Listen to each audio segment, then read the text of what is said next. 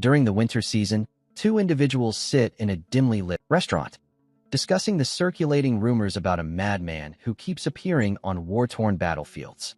This so-called madman is merely a mercenary, yet he fights like a man who has no regard for his own life. After each battle ends, he reportedly vanishes, only to reappear in another conflict, as if chasing death itself. One of the men finds this behavior odd. Most mercenaries value their lives, he says. But this one, he always walks away muttering, "I survived another battlefield." What's most intriguing is the pattern. Whenever there's a war against the Empire, this mercenary is guaranteed to show up. Some whisper that he's not in it for money, but for revenge. Chilled by the tale, the other man shudders. "Do we know who he is?" "No one's certain," comes the reply. "But there are rumors. They say he was once a prince of a fallen kingdom, now looking for a place to die." The scene shifts. Elsewhere, in a quiet, desolate area, a wounded man leans against a large stone. Before him stands an armored figure. The armored man removes his helmet, revealing his face as he speaks. So, in the end, the third prince of Betrayal, Yuri Betrayal, has come to rely on self-taught methods. His name, once noble, is now synonymous with disgrace, the very man blamed for bringing ruin to his kingdom. Nearly a decade earlier, Yuri arrived late to a secret meeting. A woman with golden hair stood waiting. Yuri approached her apologetically. "I'm sorry I'm late. My father called me in for an emergency meeting. I sent word through the messenger." She said nothing. "I know I'm always like this," Yuri continued, "but please forgive me. Just this once." The woman was none other than Princess Katerina Ivarna Grandzine, heir to the Empire. After a pause, she finally spoke. "Do you really think you're the only one who's busy? I had to sneak all the way here while dodging guards, nobles, and attention." "I know," Yuri said softly. "I know, but you must understand. I have to be cautious. My father is preparing to leave the throne soon." Then, after a moment of silence, he added with regret, "Maybe I shouldn't have told anyone that." Hearing herself referred to as just one of the others enraged Katerina. Her eyes blazed with fury as she threw the necklace Yuri had once given her.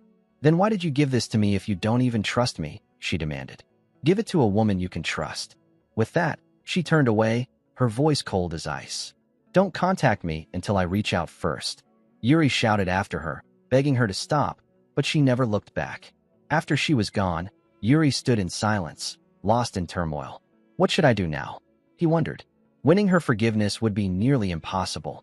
As he muttered to himself in the shadows of his thoughts, an unknown figure observed him from afar, hidden in the darkness. The man chuckled quietly before disappearing. From that day forward, the already fragile relationship between Betrayal and the Empire completely collapsed. The Empire escalated from petty provocations to outright violations of treaties. Tensions boiled over, and war was no longer a question of if, but when. The day finally arrived. The Empire launched a full-scale invasion of Betrayal. The royal castle was engulfed in flames, and the battlefield, soldiers died by the dozens. Civilians and guards scrambled to evacuate, shouting warnings to anyone near the castle to flee. Yuri arrived at the castle's gates only to find it consumed by fire. The war had truly begun. Time seemed to stand still. Endless sacrifices followed. Still alive and fighting, Yuri pressed on, driven by the weight of his fallen kingdom. In the thick of battle, he turned to a fellow soldier named Joshua. "Where are the reinforcements?" he demanded. But things had changed. The man once hailed as the strongest warrior on the continent, Betrayal's greatest weapon, King Fury Betrayal, Yuri's father, had vanished. Without him, the tide of war turned sharply in the Empire's favor. At first, Yuri tried to dismiss the timing as coincidence. Deep down, though, he was denying an ugly truth. But after countless battles and brushes with death, Yuri could no longer ignore it. He came to a grim conclusion. Katerina had betrayed him. He had only ever told one person about his father's plans and departure, and that person was Katerina. As soon as his father left Betrayal, the Empire launched its invasion. Desperate for hope, Yuri tried to convince himself it was all in his head. He sent her a message via pigeon. Her reply? A simple apology. Nothing else. And that crushed whatever hope Yuri had left. Back on the battlefield, the enemy identified him. "It's the third prince," someone shouted. "Take him down," and Betrayal falls with him. They charged toward him. Rage and despair overtook Yuri as he fought. He'd take down one enemy. then blocked another strike. Again and again, he fought, until his strength began to fade. The enemies kept coming. An entire unit now rushed toward him. Realizing his survival was unlikely, Yuri found himself wondering, "Is this where I die?" An enemy soldier lunged. Yuri raised his sword, but it was too late. He couldn't react in time. Suddenly, a soldier named Laurent threw himself into the path of the blow, taking the hit meant for Yuri. Collapsing to the ground, Laurent used his final breath to whisper, "Run. You must survive, Prince Yuri." Yuri tried to reach him, but others held him back, shielding him as they fended off the enemy. "You must retreat," one of the soldiers shouted. "If something happens to you, Betrayal is finished." They pushed him away, forcing him to flee. Yuri ran. Enemy shouts followed him. Some gave chase, but he managed to outpace them and slipped into an old warehouse. There, he crouched behind stacked crates, breathing heavily. The sounds of soldiers searching nearby echoed through the walls. As he sat there, he knew he couldn't hide forever. He had to act. What now? He asked himself. Where's father? He feared the answer. If the king hadn't returned by now, then he was likely dead. Suddenly, the warehouse door creaked open. Yuri's heart pounded as a soldier stepped inside and spotted him. The man began walking toward him. In that moment, Yuri realized something. He didn't want to die. Not yet. He fell to his knees and begged, "Please, let me live. Betrayal has no future if I die here." In his mind, Yuri saw the faces of those who had sacrificed themselves for him. His knights, his comrades, his people. He had to survive. For them. The soldier bowed his head slightly and said, "One day, the Empire will pay for its sins." Then, with urgency in his voice, he informed Yuri that enemy forces would arrive soon and urged him to flee. Yuri turned and ran into the forest, a single resolution burning in his heart: to survive at all costs, to rebuild Betrayal, and to take revenge on the Empire. But that resolve, he would soon realize, was nothing more than a child's fantasy. Reality was far crueler. In the end, everyone in Betrayal died. That devastating truth made Yuri question everything. What was the point of this attack? He wondered bitterly. The final shred of hope he had clung to, Katerina, had shattered. With nothing left to hold on to, Yuri gave in to despair and dedicated himself to vengeance. Clutching his mother's necklace, he imagined that someday, someone would appear and finally put him out of his misery. And so, Yuri began seeking out death. He charged into battle after battle, desperately chasing an end. In the present moment, clad in his war-worn armor, Yuri stood once again on a battlefield. Across from him, another armored soldier let out a cruel laugh. "So this is what you've become," he sneered. "Throwing yourself into every dangerous fight, just to escape your guilt." The armored man looked down on Yuri with contempt.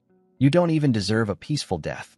Yuri didn't recognize him, but his expression shifted when the armored man calmly said, "Yuri Betrayal, the third prince of the fallen kingdom." Yuri froze. Shock washed over him. No one should know who he was. Everyone who had known his true identity was supposed to be dead. The armored man stepped forward. "Everything that happened in Betrayal was your fault." Then, without another word, he removed his helmet. Yuri's eyes widened in disbelief. It was Laurent, the soldier who had once thrown himself in harm's way to protect him. The man Yuri had believed had died on the battlefield now stood alive before him. Laurent drew his sword. "You destroyed everything. Because of you, the Betrayal kingdom fell. Because of you, the Flandret household's honor and its sacred oath, my family's legacy, were shattered in an instant. You ruined my faith, my pride, and my name." Yuri could hardly breathe. He stared at Laurent, unable to form words. He shouldn't be alive.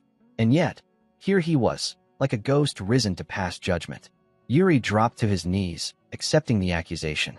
He didn't fight back. Then Laurent struck at Yuri with his sword and take him down. Yuri expected to feel peace, release. But instead, guilt swelled within his chest, heavier than ever. Just as darkness began to overtake him, the necklace in his hand began to glow. In that final moment, he heard his father's voice in his mind. A true heir of Betrayal never abandons their honor, no matter what happens. Everything faded. Then, suddenly, Yuri opened his eyes. He was a child again. Someone was calling Yuri. He had been asleep for 3 whole days. As his vision slowly adjusted, he realized the voice belonged to his father, the king of Betrayal. His father gently asked if he was all right. Yuri, still dazed, sat up on the bed, stunned to see his father in front of him. How could this be? His father was supposed to be dead. As confusion washed over him, Yuri began to believe his father must have ended up in hell as well. Yuri could accept that he deserved damnation, but his father? That didn't feel right. The king looked at his son, clearly perplexed by his ramblings. But before he could respond, Yuri reached out, grabbed his hand, and said with a wistful expression, "It all makes sense now. You always preached about honor." His father's face darkened with irritation. Without warning, he slapped Yuri across the face, snapping him out of his spiral. Tears welled in Yuri's eyes. "Even in hell, you still haven't kicked your habit of hitting me," he muttered, then added half-jokingly, "You should repent. It's not too late." As Yuri spoke, a soft breeze drifted in, carrying a lone leaf through the window. He turned toward it and froze. Outside, there were no flames, no screams, no demons. There was no hell, just a peaceful palace bathed in sunlight. Maids were laughing as they carried out their daily tasks. Yuri's gaze drifted to his father and two brothers. Panic swelled in his chest, and then everything went black again. His collapse shocked everyone in the room. The maids rushed to his aid, frantic and confused. When he regained consciousness again, Yuri realized something unthinkable. He was 13 years old. At first, he thought it was a dream, or perhaps a long and vivid déjà vu. But no matter how many times he tried to wake up, the dream never ended. Instead, memories long buried began to replay in exact detail. Eventually, Yuri had no choice but to accept the impossible. He had returned to the past. Now seated at the dining table with his family, Yuri stared in awe at familiar faces. It was the spring of the year he turned 13, the beginning of everything, the beginning of the end. And somehow, he had been given one more chance. The next morning, Yuri was still in bed when his maid entered and drew the curtains. "Wake up, young master," she called cheerfully. "You instructed me to wake you early today." Yuri remained motionless until she added, "You'll be late for your sword training." In an instant, he shot up from bed, fully awake. He quickly instructed the maid, Aina, to prepare his clothes, but then paused, remembering he needed to bathe first. Aina, a beautiful brown-haired maid, gave him a small smile. "Calm down, young master. Let's start with washing your face." Yuri froze. In his mind, an image surfaced. Aina had also died in that attack by the Empire. That horrible vision silenced him. Moments later, he spoke again. "Aina, slap me." Aina blinked, stunned. "Why, young master? Are you telling me to commit treason?" Yuri smiled faintly. "No, I'm ordering you. As a noble." Aina hesitated. "Are you sure?" Yuri nodded. "I'm a noble. I won't take back my words." Before he could say another word, Aina slapped him. A sharp, echoing sound that rang through the entire castle. The scene shifted to the training grounds. Yuri was practicing swordsmanship with another student, his cheeks still red from Aina's slap. He had forgotten how strong she was. Yet despite the mark on the third prince's face, no one offered him ointment. Not even the instructor training him said a word. Yuri wasn't pleased. Their sword instructor, Bernard, didn't correct his form. He simply made Yuri spar, fulfilling the day's training quota without much interest. Yuri found it odd. Why does Bernard only focus on sparring? Isn't swordsmanship more than that? Yuri remembered how, in his past life, Bernard had once told the king that Yuri had talent, real talent. But he also said that Yuri wasted it. If the third prince had just been a little more diligent, Bernard had once remarked, he could have become Briol's greatest blessing. Now, with all the weight of his past and the second chance in his hands, Yuri wasn't going to waste it this time. At that time, Yuri had overheard their conversation, and that was when Bernard stopped paying him much attention. Since Yuri had been uncooperative during training, Bernard reduced their sessions to mere sparring. Looking back, Yuri realized he had made a critical mistake. Even after hearing those harsh words, instead of working harder, he had only grown lazier. Now, in the present training session, Yuri raised his sword and pointed it at Bernard. His voice was clear and resolute. "Teach me swordsmanship properly. From now on, I'll give it everything I have." Bernard studied him for a moment. Though he didn't understand what had come over Yuri, he could sense the sincerity in his voice. Without a word, Bernard took a stance. A faint blue aura shimmered along his blade. "Very well," he said. "From this moment on, your Real training begins." Without warning, Bernard charged. Yuri managed to block the attack and quickly shouted, "Wait." Bernard stepped back, giving him a moment. Yuri reset his stance, but his heart pounded with fear. "I forgot," he thought. Before joining Briol, Bernard was once called the Sword Demon. The training resumed, and by the time it ended, Yuri collapsed onto the ground, throwing his sword aside and gasping for breath. His entire body ached. So this is what it feels like to train under the real sword demon. Yuri was exhausted. If he hadn't retained his experience from his mercenary life, he was certain he would have been completely overwhelmed. Lying on the grass, he raised a trembling hand toward the sky, breathing heavily. It's exhausting, but if I keep training like this, I'll improve fast. I'm sure of it. Despite his fatigue, Yuri felt a deep sense of satisfaction. Meanwhile, Bernard stood silently nearby, surprised. He blocked all of my attacks. When did he get this good? Bernard wondered. Something about Yuri had changed, and it wasn't just his skill. As Yuri continued to rest, Aina came running toward him in a panic. "Young master, please stop the training and come quickly. Your father is asking for you." Yuri sat up, confused. "What's going on?" Aina caught her breath and explained. "Count Johannes has arrived. He brought his son with him." The name struck Yuri like lightning. Got Barkvar. Fury surged through him. In his previous life, Got was the one who betrayed the kingdom, opening the gates to the empire and leading to Briol's fall. Yuri clenched his fists and asked, "Where is that guy?" The scene shifts to the dining table, where Yuri's father, elder brother, Count Johannes, and his sons are gathered for a meal. As they eat, Count Johannes compliments Yuri's sudden change in behavior. Not only that, he notes, Yuri's physique also appears much stronger and more refined than before. Chuckling, Yuri's father replies, "It seems my son must have eaten something strange." Count Johannes laughs heartily and jokes, "Then I'd like to feed my son the same thing." Yuri's father then offers a compliment to Count Johannes' son, praising him for being intelligent and well-mannered. Pleased by the praise, Count Johannes humbly admits, "He still has a lot to learn, but I appreciate the kind words." Barkvar, Count Johannes' son, sits quietly. His expression is serious, but when he looks at Yuri's elder brother, his face brightens. It's clear he holds admiration for him. However, when Barkvar glances at Yuri, he is met with a sharp, intimidating stare. Yuri's eyes are filled with barely contained aggression, and Barkvar begins to sweat nervously under the intensity of it. Yuri's elder brother leans in and whispers, "You and Barkvar, not on good terms?"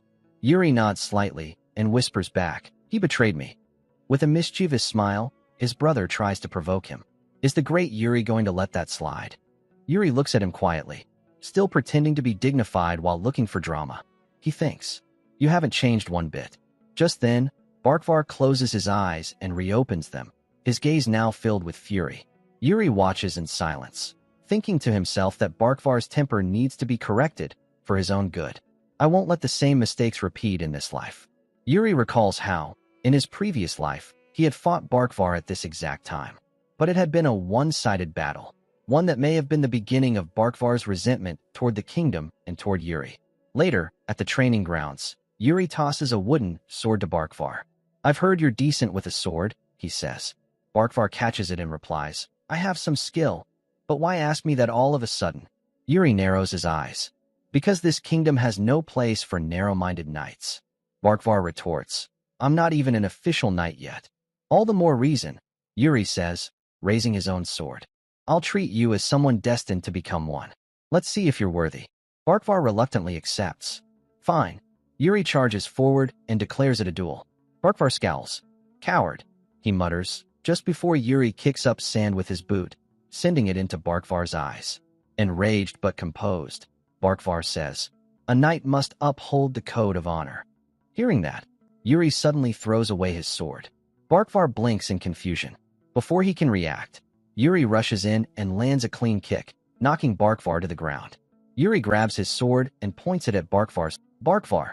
In his past life, Barkvar betrayed his kingdom and sold out his father's honor to the empire for information. Yuri looks down at him and says, "Your father is a great count, a respected knight. Do you know why such a title exists?" He lifts the blade slightly, giving Barkvar space to answer. "I understand the hunger to survive," Yuri continues. "But in this life, I won't allow a single knight under my watch to carry such a weak sense of duty." Then he extends his hand to Barkvar. Still stunned, Barkvar mutters, "I don't understand what you mean." Yuri doesn't flinch. "Then let me ask again, why is your father a count? Who gave him that power?" Barkvar says nothing. "Whatever the situation," Yuri adds, "you must strive to understand its essence. and reflect deeply on what I've said. After a long pause, Barkvar nods and takes Yuri's hand. After standing up, he departs from there.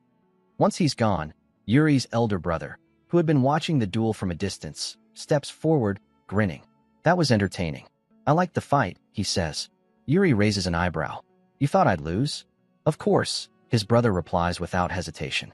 I was sure you'd lose. Yuri says nothing and quietly begins brushing dust off his clothes. Then he looks up and asks, What do you think of me? His brother smirks. You're the kingdom's biggest troublemaker. Yuri nods slowly. He's not wrong. But then he adds, I'm not going to live like that anymore. So maybe you should stop messing around too. His brother stares at him, stunned. What happened to you? Did you lose a few screws in your head? The sun was beginning to set, casting a golden hue over the training grounds.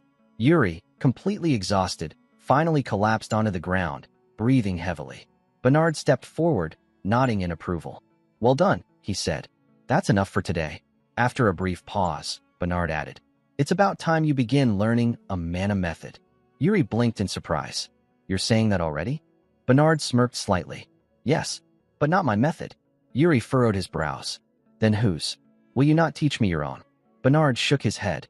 My mana method isn't suited for someone of your caliber or disposition. Instead, I suggest you learn the Betrayal method. Why? Yuri asked, curious. Bernard explained, the Betrayal method is well balanced.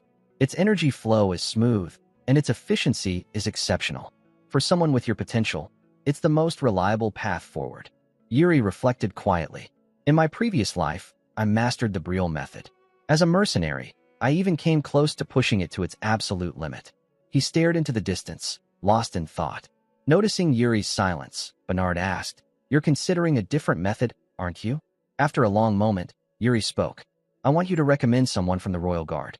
Not necessarily someone already skilled, but someone with exceptional potential. I want to see it for myself. A memory stirred within him. There was one technique, one I couldn't even attempt in my past life. Bernard placed a hand on his chin, thinking carefully. If it's potential you're after, then Jared might be the right choice.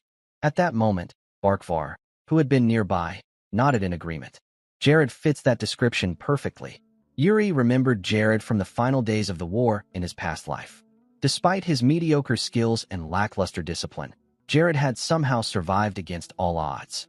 In truth, Yuri had once been astonished that someone like him had made it through so much.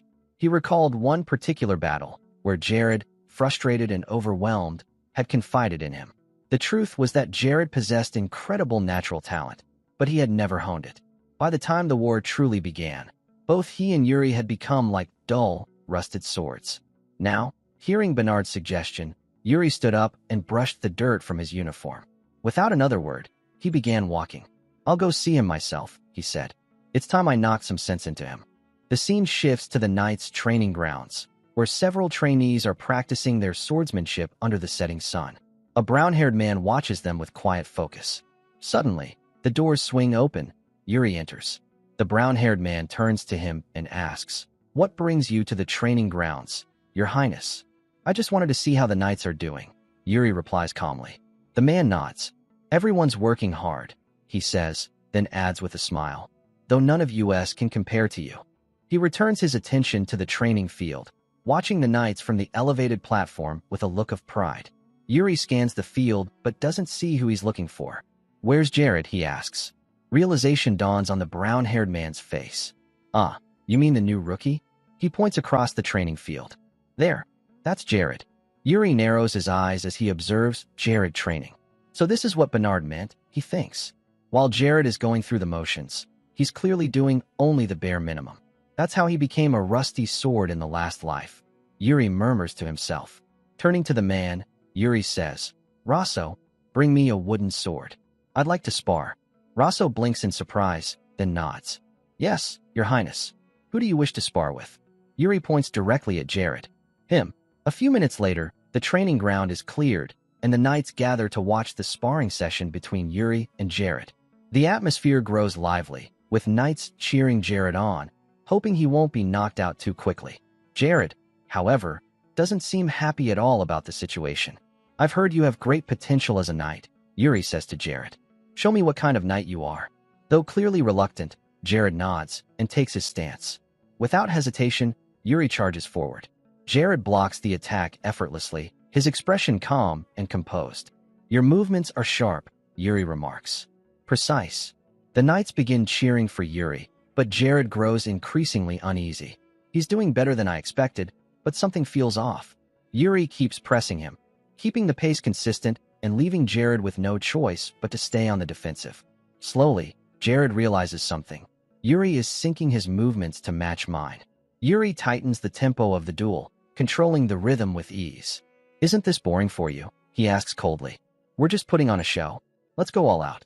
With that, Yuri launches an unexpected attack. Jared reacts quickly and blocks it, earning Yuri's praise. The duel intensifies. Yuri continues his relentless assault while Jared focuses on dodging, growing more pressured by the minute.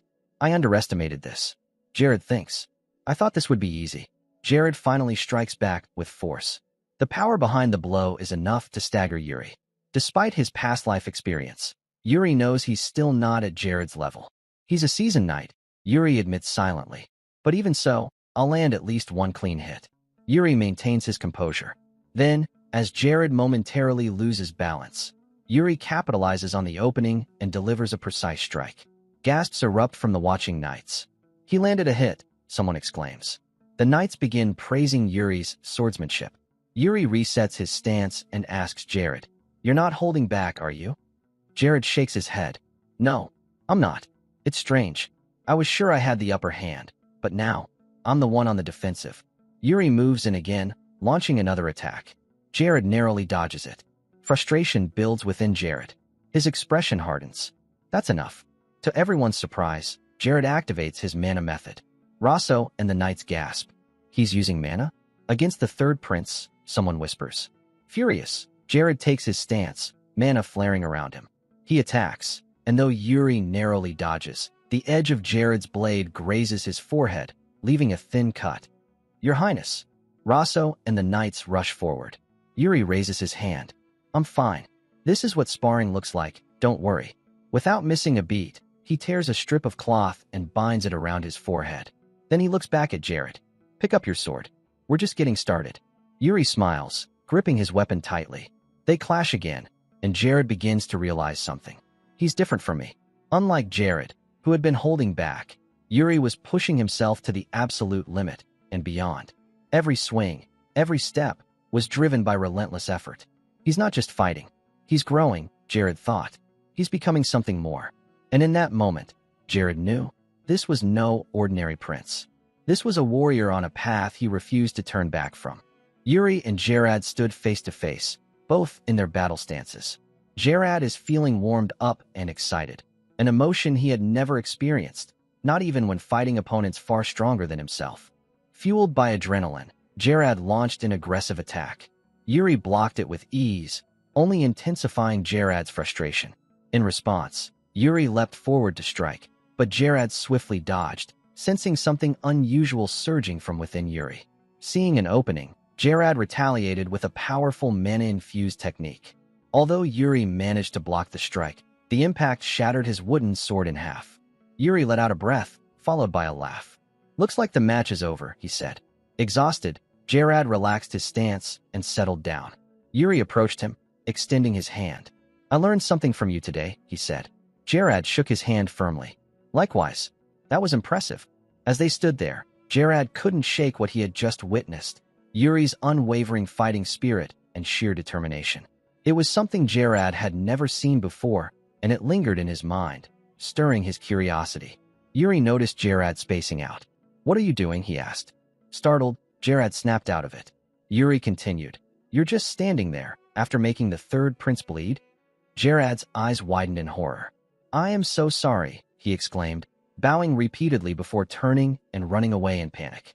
Yuri let out a small chuckle and collapsed onto the ground to catch his breath. That brought back memories, he thought. Meanwhile, the other knights began cheering for Yuri's performance. Amidst the applause, Rosso spotted someone at the entrance. Captain, when did you get here? The man standing there gave a calm nod. Just now. He was none other than Sand, the captain of Betrayal's royal guard. His eyes focused on Yuri, who lay resting on the training ground. A few days later, Jared was walking near the palace gardens when he was startled to find the third prince waiting for him. I heard you just finished your shift, Yuri said. Good. Come with me. We've got something to do today. Gerard blinked. Your Highness, I was planning to train. Yuri turned around with a sly smile. It's good that your mindset has improved. And since I helped you with that, don't you think it's time to repay the favor? Left with no choice, Gerard reluctantly agreed. Yuri looked him over. He's got some strength now. Still not enough, but it'll do for now. As they walked together, Gerard asked, Where exactly are we going?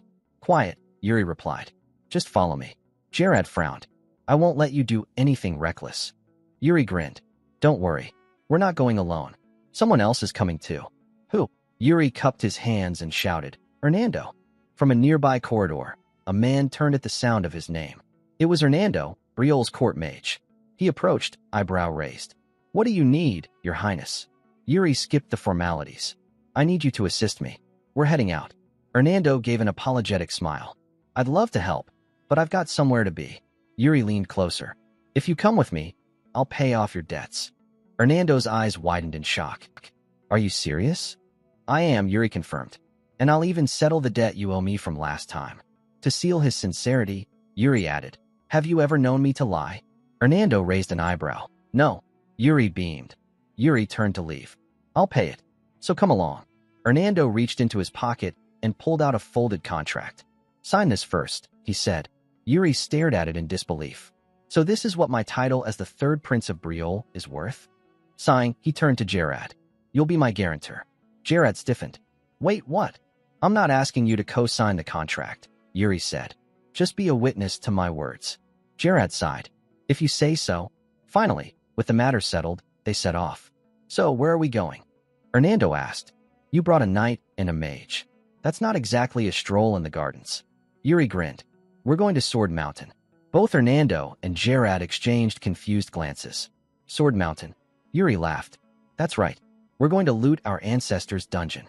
The scene shifts to Yuri, Gerard, and Hernando walking through a hidden passage beneath the palace, one that few even knew existed. Gerard, holding a torch and leading the way, glances back and asks Yuri what lies at the end of the tunnel. It leads to Sword Mountain, Yuri replies. Gerard blinks, confused. All I know about Sword Mountain is the legend tied to the progenitor. Yuri nods. The legend is true. In his past life, after the Empire had taken over Briol, Yuri read in a newspaper that a dungeon had been discovered within Sword Mountain. The report stated that the Empire had excavated the legacy of Briol's progenitor from the site, causing a massive uproar. The passage they now walked had originally been intended as an escape route, which was why the Briol legacy had been handed over to the Empire before it could ever be used. But this time, things were different. Yuri was no longer running from responsibility. In this life, he was determined to face everything head-on, to give his all and move forward. He wanted to see the legacy his ancestor left behind with his own eyes. The scene then transitions to a beautiful forest as Yuri pushes open the dungeon door, revealing a path that leads into the woods. As they begin walking, Hernando looks around and comments, If we keep heading straight, we'll eventually reach Sword Mountain. Curious, he asks, By the way, how did you even get the key to that door? It's an artifact. Yuri remains silent for a moment, recalling how he had found the key hidden in the corner of the study room, just like in his past life. Back then, he hadn't known its significance, and that ignorance had come at a cost. The memory stung. It doesn't concern you, Yuri finally replies. As they walk deeper into the forest, Hernando brushes against a thorny plant, letting out a yelp as his hand gets cut. Be careful, Yuri warns. These plants have sharp leaves. Stay close. Hernando, now irritated, leans toward Gerard and mutters, Has Yuri been eating something strange lately? Gerard nods. It seems like it. His behavior has completely changed. Before they can say more, Yuri suddenly shouts, Hurry up! Follow me. Startled, they catch up. Hernando mumbles, Well, his temperament definitely hasn't changed. Suddenly, Yuri freezes. He motions for them to stop. Direwolves, he whispers. They're moving in packs, and there could be more nearby. Gerard frowns. How do you know that? I read about it. Yuri answers casually. Hernando gapes. You read a book? Ignoring the remark, Yuri says, Stay low.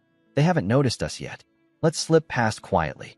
Unfortunately, as Hernando takes a step, he snaps a twig. The sharp crack echoes through the woods. He grimaces.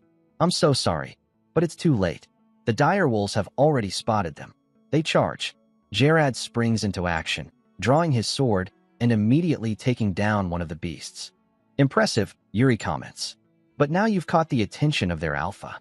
A deep howl pierces the air, and soon, the pack surrounds them. Gerard immediately instructs, "Stay behind me. Don't get separated." He fends off one wolf after another, but the numbers are overwhelming. Hernando watches in awe. His fighting spirit is incredible. Yuri nods. Gerard is skilled, but he's still not strong enough to handle a pack of this size. As Gerard begins to struggle, Yuri calls out to Hernando. "My father had complete faith in your abilities, Hernando. It's time you proved him right." Hernando chuckles. "So, you really want to get your money's worth out of a battle mage, huh?" Gerard, confused, glances back. "What?" Before he can finish, Hernando conjures a fireball and hurls it toward the direwolf Gerard is locked in combat with. Gerard barely dodges in time, separating himself from both the fireball and the beast. The scene transitions to a cliff at the peak of Sword Mountain. Hernando wipes his brow. "I didn't expect to see monsters other than direwolves." Gerard, breathing heavily, agrees. "We may have delayed them, but we've made it." Yuri scans the area, searching for something. Gerard looks around, puzzled. "Are we in the right place? I don't see any relics." Yuri walks up to a massive stone. "We are." He kneels and begins digging. Gerard rushes over. "Wait, what are you doing?" "There's something here," Yuri explains. Seeing Yuri dig with such urgency, Gerard joins him. "Hernando, help us." Hernando groans. A battle mage wounding his hands, what a disgrace. After some effort, Yuri finally pulls something from the ground. A magnificent sword, still gleaming despite being buried for decades. It looks untouched by time. On the blade is a single word, "Guilty." Gerard stares. Is this the Founder's relic?" "I'm not sure," Yuri replies. Suddenly, the ground begins to shake violently. Yuri laughs. "We're about to find out." The next moment, the earth gives way, and all three of them plunge into a deep, hidden pit. All three of them fell into what appeared to be a dungeon, at the center of which stood a massive crystal. Yuri was caught and saved by Gerard, who managed to cushion his own fall by reinforcing his body using a mana method. Noticing this, Yuri commented with admiration, "You used mana to protect yourself? Impressive." Hernando, meanwhile, floated gently down using a levitation spell. As he landed and glanced around, he muttered, "This place is far deeper than I imagined." Seeing Hernando's calm descent, Yuri gripped the hilt of his sword. He prioritized his own safety over mine. The gesture wasn't lost on Hernando, who began sweating nervously. It was an emergency. I didn't mean to ignore you, just reacted instinctively." Suddenly, Hernando spun around, sensing something. His expression changed to one of alarm. "Wait, what is that?" Yuri glanced over. "Trying to change the subject now?" "No," Hernando shouted, pointing ahead. "There's a ghost in armor walking toward us." Yuri turned and froze. A figure clad in heavy armor slowly approached, its body radiating a dark, eerie energy. "It's a Death Knight," Yuri muttered. Understanding the danger, he quickly called out, "Gerard, wake up." Gerard was still groggy, but with a swift kick from Yuri, he snapped to attention. "What's happening?" Gerard's eyes widened when he saw the Death Knight.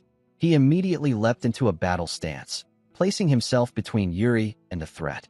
Yuri, impressed by his quick reaction, nodded silently. The Death Knight continued its approach, and then suddenly stopped. Yuri began to explain. A Death Knight is a warrior resurrected from death. In most cases, they become far stronger than they were in life. Despite the tension, Yuri stepped forward. "But I don't think this one is hostile." "What makes you say that?" Gerard asked, tense. "I can feel it," Yuri replied. "This Death Knight is guarding the Founder's dungeon. There's no way he would attack someone who shares the Founder's blood." He walked toward the Death Knight. "Am I right?" The Death Knight said nothing. Instead, it silently drew its sword, startling both Gerard and Hernando. With lightning speed, the Death Knight swung his sword, but Yuri dodged. The blade falls into the ground, missing him by inches. From behind, Hernando gasped. I can't believe you were able to dodge the strike." Yuri glared. "Shut up." Hernando flinched. "I was surprised, that's all." Just then, the Death Knight finally spoke. That arrogant tone. "You sound just like the Founder." Then, he sheathed his sword. Yuri narrowed his eyes. "Founder? You mean Eric Briel?" At the mention of the name, both Gerard and Hernando gasped. "Eric Briel, The name was legendary. The peerless swordsman who had once conquered the continent with a single blade. The first king and founder of Betrayal, the land of knights. Are you talking about him? Yuri asked. The Death Knight nodded. You are the first to arrive here. Unless the wielder is a descendant of Betrayal, they cannot draw that sword. Yuri unsheathed the relic sword he had found. This is really the peerless sword wielded by the founder. But the Death Knight corrected him. That sword belonged to me when I was alive. Yuri made a strange face. The Death Knight frowned. What's that look for? You have a problem with that. Yuri quickly waved his hand, sweating. No, not at all. I just feel bad for touching your personal weapon without permission. The atmosphere shifted. The Death Knight stared at Yuri. Why are you here? Yuri gripped the sword tightly. I am Yuri Betrayal, third prince of the Betrayal kingdom, and rightful heir to Eric Betrayal's legacy. I have come to inherit that legacy. The Death Knight turned his back and began walking toward the massive crystal. Then the time has come. I must fulfill my duty. Yuri followed without hesitation. Gerard, however, was frozen. This can't be real. We're in the Founder's dungeon, talking with a Death Knight. This isn't what I imagined when I became a royal guard. As he remained deep in thought, Yuri turned around. What are you doing? Startled, Gerard looked up, his mind flashing back to a moment during the war, when he and Yuri had shared a brief but meaningful exchange. You coming or not? Yuri asked. Gerard hesitated, then scratched his head. Yeah, I'm coming. He followed. The Death Knight approached the giant crystal and sat upon it. The formation revealed it was not just a stone, but the backrest of an ancient throne. The crystal began to glow brighter and brighter. The Death Knight closed his eyes. I hope all three of you are worthy. Suddenly, Yuri found himself standing alone in a desert-like expanse. Confused, he scanned the horizon. Where am I? In the distance, he spotted a white figure approaching, clad in armor, sword in hand. Is that the founder of Betrayal? As the figure drew closer and took a battle stance, Yuri's eyes narrowed. No, that's not human. The figure attacked. Yuri blocked and reeled back, studying the strange entity. It's not a person, it's a mana method-given form. The scene shifts to the mysterious white, human-like figure. It places a finger on its chest, gathering mana at its core, and then channels that energy into its sword. Yuri observes closely, wondering if the figure is trying to teach him how to control and infuse mana into his weapon. After demonstrating the technique, the figure points its sword at Yuri, clearly challenging him to fight. Yuri quickly realizes what's happening. The figure wants him to replicate the process during combat. Yuri chuckles to himself. My ancestors are out of their minds, he mutters. Trying to teach mana control to someone who hasn't even learned a proper method yet, and doing it in the middle of a fight. But he also knows, this is something only someone in their second life could attempt. Which means I can do it, he affirms internally. Yuri drops into a seated position, pressing his hands to the ground. A faint blue mana begins to form around his palms, growing stronger and more vibrant with each passing second. He begins to understand the technique the white figure was showing him. Standing, Yuri calls out, sword now imbued with mana. All right, let's continue. I think I get the gist of it, but I'm still figuring it out. The figure laughs in response, taking its stance once again. Yuri steadies his breathing, focusing his mind. In the near future, the Empire will bare its fangs and invade Betrayal. I won't let that happen again. He readies his sword. This time, I will destroy their army. I will not repeat my past mistakes. With newfound determination, Yuri charges forward, attacking the figure with the intent to absorb and learn the swordsmanship of Eric Betrayal, the founder of Betrayal himself. The figure counters his strike with ease, laughing as their blades clash. The scene shifts. Gerard opens his eyes and finds himself in a familiar training ground. Only now, it's completely deserted. No knights, no sound, no presence. Just silence. This isn't a dream, he tells himself, standing cautiously. A sudden noise startles him. Gerard instinctively places a hand on his sword and calls out, Who's there? Show yourself. From behind him, a figure steps forward, someone who looks exactly like him. Gerard turns quickly, then starts laughing. A doppelganger, huh? So this is part of the Death Knight's test. He draws his sword. Do you have my name too? The other Gerard smirks. Don't fight your fate. Gerard frowns. What does that mean? His doppelganger steps closer. You became a royal knight because you wanted an easy, comfortable life. But the more you cling to Yuri, the more you're straying from your path.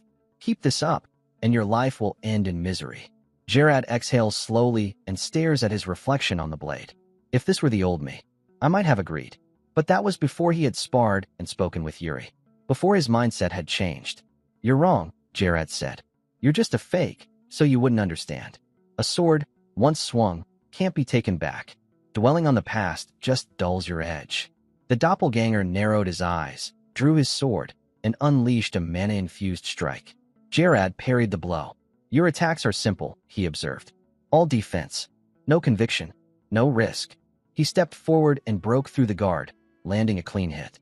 You're nothing but a boring version of my past self.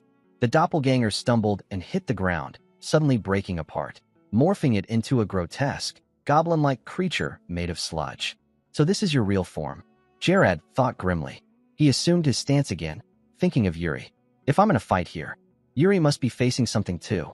With renewed resolve, he prepared a finishing attack, silently praying, "Please, overcome it, Yuri." The scene cuts back to the battlefield where Yuri faces off against the white figure. Yuri now sits on a stone, visibly defeated. The white figure approaches slowly, raising its sword, ready to strike. Just as the white, human-like figure was about to strike, Yuri grabbed his sword, infused it with mana, and launched a counterattack, finally landing a hit. Although the strike connected, the figure remained unharmed, stepping back to regain its balance. Yuri steadied his stance, wondering how much time had passed.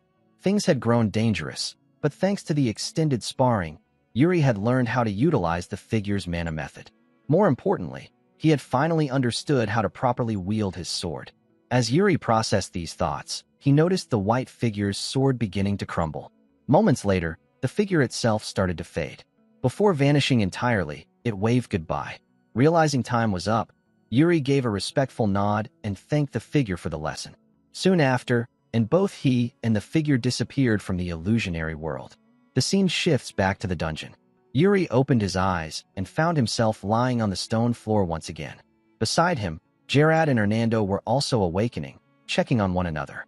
The Death Knight, still seated upon the crystalline throne, observed them calmly. "It seems you all had a pleasant dream," he remarked. Yuri stood and asked, "What was that exactly?" The Death Knight rose to his feet. It was Eric's final plan, a legacy meant for the heir of Betrayal, should one ever come seeking the dungeon. Yuri's expression darkened. In his past life, the Empire had completely destroyed Sword Mountain. As a result, no member of the Betrayal family had ever reached the dungeon. With that in mind, he turned to the Death Knight. That mana method, the one the figure used, did the founder really use it? The Death Knight shook his head. No, that wasn't Eric's method. It was the last legacy left behind by me. Yuri's eyes widened. The Death Knight continued. It was a culmination of all the enlightenment I gained during my final years wandering the East. And you, Yuri, are the first to inherit it. Surprised, Yuri asked. Then why wasn't this passed down directly through the royal family? The Death Knight responded solemnly. Because the dungeon only reveals itself when the time is right. And now that it has opened, it means the time to use that power is approaching. Yuri attempted to press further. When exactly is that time? But the Death Knight did not answer. You'll have to discover that for yourself. Yuri raised his sword, imbuing it with mana. Then tell me, what is the name of this mana method? The Death Knight answered firmly. It is called Soul Severance. He then instructed, kneel. Yuri dropped to one knee. The Death Knight placed his hand on Yuri's head. Never fear your enemies. Yes, Yuri responded. Act upon your beliefs, the Death Knight continued. Fulfill your duty to the very end. I will, Yuri said. Then, suddenly, the Death Knight gripped Yuri's hair and violently yanked it back. But above all else, remember this. Betrayal never abandons its honor, even in death. With those final words, the Death Knight vanished into the air, leaving only silence behind. Yuri's eyes glowed red as he stared at the empty space where the knight had stood. The next morning, Aina came to wake Yuri up. You look exhausted, she said. Is it because you came back to the castle so late last night? Yuri looked like he'd fall asleep again if he so much as lay back down. He yawned and apologized. I visited the royal palace archives. That piqued Aina's curiosity. What for all of a sudden? There was a record I needed to find, Yuri replied. Something important. Among the historical texts in the archive, Yuri had discovered a note, one stating that the founder, Eric Betrayal, had a brother. A nameless man who abandoned his honor and vanished from history. That was when Yuri realized the truth. The Death Knight was Eric's brother, and the original owner of the sword Yuri had unearthed. As Yuri rose from bed, Aina informed him, "Your father is waiting for you. Please get dressed quickly." "Why?" Yuri asked. "I don't know the reason," Aina admitted. "But I heard he summoned you right after speaking with Lord Hernando." Yuri froze for a moment. Of course, Hernando must have told him everything. He recalled how, just before they left the Sword Forest, Hernando had casually mentioned, "I'll be reporting all this to your father." Turning to Hernando, Yuri had asked, "Is that really necessary?" Hernando had only laughed. "I think it is." With a resigned sigh, Yuri dressed quickly and headed to the audience chamber. When he arrived, he asked, "Did you summon me, father?" His father nodded. "Yes. Hernando told me everything. Not only did you leave the palace without permission, you also discovered the founder's dungeon atop Sword Mountain." Yuri scratched his head. It kind of turned out that way. His father stepped down from the throne and approached him. "Lately, everyone's been telling me how much you've changed. Aina, Bernard, Johannes, and now even Hernando." He placed a hand on Yuri's head. "So tell me," he said softly, "what brought about this change?" Yuri looked away and began stepping back. His father narrowed his eyes. "Why aren't you answering?" "I will," Yuri said quietly. "Then why step back like that? And with that look on your face?" "Because your fist is clenched." His father blinked, then relaxed his hand. "All right, tell me." Yuri took a breath. "I had a dream. A long one. In that dream, I committed a great crime." His father's expression turned serious. "What kind of crime?" Yuri, standing in front of his father, reveals that his sin was failing to protect Betrayal until the very end. He explains that, in his dream, Betrayal was engulfed in a great war where countless people were taken down. Yuri tried to change the course of events, but he failed. After the kingdom fell, he wandered without honor and ultimately perished. He continues, saying that when he woke from the dream, the necklace his mother had given him was gone.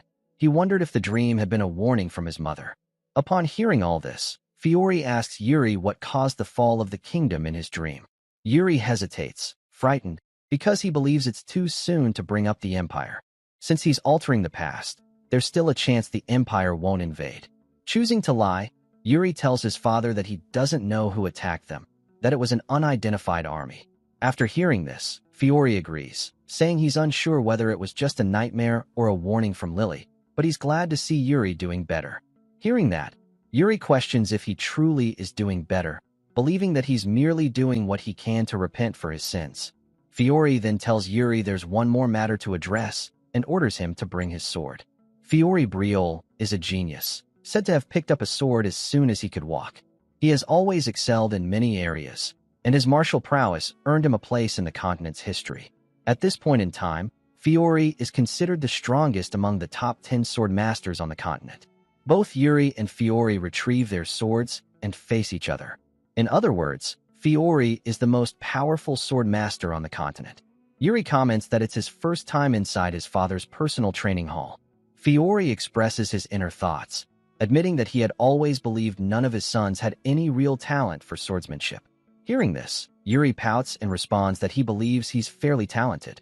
Fiore sighs deeply and, while pointing his sword at Yuri, asks how one defines a swordsman's talent. Is it strength? Speed? Reflexes? Willpower? If someone possesses all these traits, does that make them a great swordsman? Fiore answers his own question, saying no, it doesn't. He reveals that the most important trait is something that allows a person to surpass their limits, an element far stronger than fear or a sense of duty. As he speaks, Fiore's eyes begin to emit a red aura, shocking Yuri, who instinctively takes a battle stance in response to the sudden shift in his father's aura. Seeing this, Fiore sheaths his sword and admits he doesn't quite know how to explain it, but calls it a calling. Yuri, still stunned, lowers his stance and asks if his father is referring to something like fate. Fiore closes his eyes and says that it may or may not be. Yuri begins reflecting, staring at his shadow. In his past life, he wasn't destined to walk the path of a swordsman, but he wonders if he might want to pursue it in this life. He then gazes at his reflection in the blade. Fiore asks whether Yuri feels fated to wield a sword, if he hears a calling toward it. He continues, asking if Yuri believes he'll still have a sword in his hand in the distant future, even when facing death. Yuri ponders for a moment. then shakes his head and says he doesn't feel anything. But as he looks at his father, he's overwhelmed by the same dangerous aura and becomes terrified. He calls out to his father, but is suddenly overcome by the feeling of countless eyes watching him, amplifying his fear. He begins hallucinating, hearing soldiers urging him to run. Suddenly, Yuri opens his eyes and finds himself back on the deadly battlefield he once fought on. When he regains consciousness, he looks around in horror, realizing Betrayal is engulfed in flames. At the same time, he hears the Empire's soldiers closing in, intent on eliminating him. A large platoon charges toward him, and Yuri quickly realizes he has returned to the moment when the Empire attacked once more. As he attempts to process the situation, a soldier suddenly attacks him from behind. However, Yuri senses the threat and blocks the incoming strike. He manages to overpower the enemy, and just then, one of his own soldiers runs up, informing him that they'll hold off the enemies. Hearing that, Yuri turns around as the soldier urges him to flee while they buy him time. More soldiers echo the plea, standing their ground against a charging platoon, and Yuri's hope begins to waver. He wonders if everything has been just a dream, if Betrayal was always destined to fall, no matter what. Yuri drives his sword into the ground, admitting to himself that he can't stop what's coming. The enemy forces charge toward him, but he readies his sword, determined to resist his fate. He has already made an oath not to fear his enemies. With that conviction, he remembers the Death Knight's advice, to act according to his beliefs and carry out the duty of Betrayal until the very end. With full resolve, Yuri rushes toward the enemy and takes down soldier after soldier. One armed with a spear lunges at him, but Yuri blocks the strike with his arm and counters with his sword. Now breathless and exhausted, he stands to catch his breath, but more enemies close in, demanding that he surrender. Refusing, Yuri channels mana into his blade and declares that the people of Betrayal do not abandon their honor, even in the face of death. He charges forward once again, committed to carrying out his duty to Betrayal until the bitter end. Suddenly, the scene shifts. Yuri is once again a child, but his eyes are glowing red. Fiore places a hand on his shoulder and gently calls his name, asking if Yuri can hear him. When Yuri doesn't respond, Fiore calls out again, louder. That breaks the trance, and Yuri returns to his senses. He tells his father about the army attack, though he still hides the full truth. Fiore tells him to calm down, assuring him that what he just saw was only an illusion. Yuri steadies himself, but his hands tremble as he grips his sword. While Yuri silently contemplates, staring at the blade in his hands, Fiore observes him quietly. He finally admits to himself that he was wrong, and accepts that Yuri will walk the path of the sword. Hearing this, Yuri smiles, agreeing with his father and telling him that he's already made that decision. Fiore's face then darkens with sadness. Seeing it, Yuri wonders why his father looks that way. He suspects Fiore is thinking Yuri might die soon or face danger beyond his control. With that thought, Yuri grabs his father and assures him that he doesn't need to worry too much. After all, Yuri is a genius. Fiore chuckles at that and gives Yuri a solid punch. Sometime later, Yuri arrives at the training ground to spar with Bernard. When Bernard sees him, he immediately comments on the mark on Yuri's forehead, asking who created such a masterpiece. Yuri casually replies that it was Fiore who punched him. Bernard laughs, noting that it looks like his father went rougher than usual, but adds that it won't make him go any easier on today's training. Yuri responds that he already knows. He then thinks to himself that Bernard only stayed in Betrayal because of his father. Curious, Yuri asks Bernard if he remained in Betrayal under the condition of having a duel with Fiore. Bernard confirms that's true.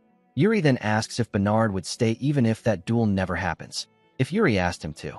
Bernard looks at him and laughs, saying that in that case, he wouldn't stay. Internally, Yuri remarks that Bernard is heartless. But Bernard grins and says it seems like Yuri wants him to stay. He tells Yuri that if he can show him something convincing, then he'll consider it. Specifically, Bernard challenges Yuri to demonstrate the swordsmanship of his ancestor, Eric Betrayal. Yuri is stunned by what he hears and asks Bernard if he truly wants to learn the founding king's sword technique. Bernard confirms, showing clear interest, saying the technique has piqued his curiosity. Yuri becomes anxious and refuses to teach it. He thinks it makes sense that someone known as the Sword Demon would want to learn it, but his concern remains. Bernard reassures him, saying it doesn't matter if Yuri hasn't mastered it yet. He already considered that possibility. Yuri agrees that Bernard is right, but explains that it's not the real issue. The reason he can't teach it is because the technique is inseparable from the mana method. Yuri draws his sword and demonstrates the technique to Bernard. Learning that the technique is fused with a mana method only deepens Bernard's interest, as it's the first time he's encountered anything like it. Typically, mana methods are used to reinforce sword techniques, not be one with them. Yuri halts the demonstration and tells Bernard that this is why he can't teach it. Otherwise, Bernard would only receive half of what the technique truly is. Bernard thinks for a moment, then agrees, deciding to give up on learning it. Yuri is surprised and asks if he's truly okay with that. Bernard responds that even if it's only half of the technique, he's fine with it. And in return, he agrees to stay in Betrayal if Yuri is willing to teach him. He believes he can still gain something valuable from it. Yuri, silently impressed by Bernard's confidence, smiles and agrees. He will teach him, but only if Bernard keeps his word and stays in Betrayal. Bernard accepts the condition and steps back to create distance. Then, pointing his sword at Yuri, he asks for a proper demonstration. Yuri prepares his stance to activate the mana technique, but just as he's about to move, Bernard says he forgot to mention something. He reveals that he had already decided to stay in Betrayal. Shocked, Yuri freezes as Bernard continues, saying that Yuri's father wants him to serve for at least 10 more years. Yuri, flustered, tries to finalize the terms they just agreed on, but Bernard interrupts and asks why he hasn't made his move yet. Then, using mana on his sword, Bernard decides to attack first. Yuri, now frustrated with Bernard, launches his counterattack, asking why he chose to reveal that now. The scene transitions to a sunset over Betrayal. Yuri lies on his bed, gazing at his hand, and reflects that the future is already starting to change, one different from the timeline in which Betrayal fell. He's certain of it because Bernard chose to stay, even though Yuri hadn't done anything to influence that decision. It's proof that the future is shifting. Though once overwhelmed by the burden of altering fate, Yuri now feels hopeful. The future is changing, slowly but surely, and this time, he's determined to stop the Empire, no matter what. As Yuri looks at his clenched fist, Aina repeats his words, catching his attention. She begs him not to get into trouble again. Hearing this, Yuri stands and jokingly asks if she's accusing him of planning something already. Aina responds that he doesn't even realize how often he causes problems. She then reminds him of the meeting scheduled for tomorrow. Unsurprisingly, Yuri has no idea what she's talking about. Aina tells him he's expected to meet with the Senate and adds that his father said Yuri must attend this time. She asks if no one informed him. Yuri, realizing he completely forgot. Aina tells him that most of the senators will be attending. She then grabs his hand and pleads with him, saying she knows many of them are stern and intimidating, but insists that he must not punch anyone. Yuri wonders if that's what she was most worried about and laughs, assuring her that he doesn't act like that anymore. Aina remains skeptical and demands a promise. Yuri laughs again and assures her that he means it.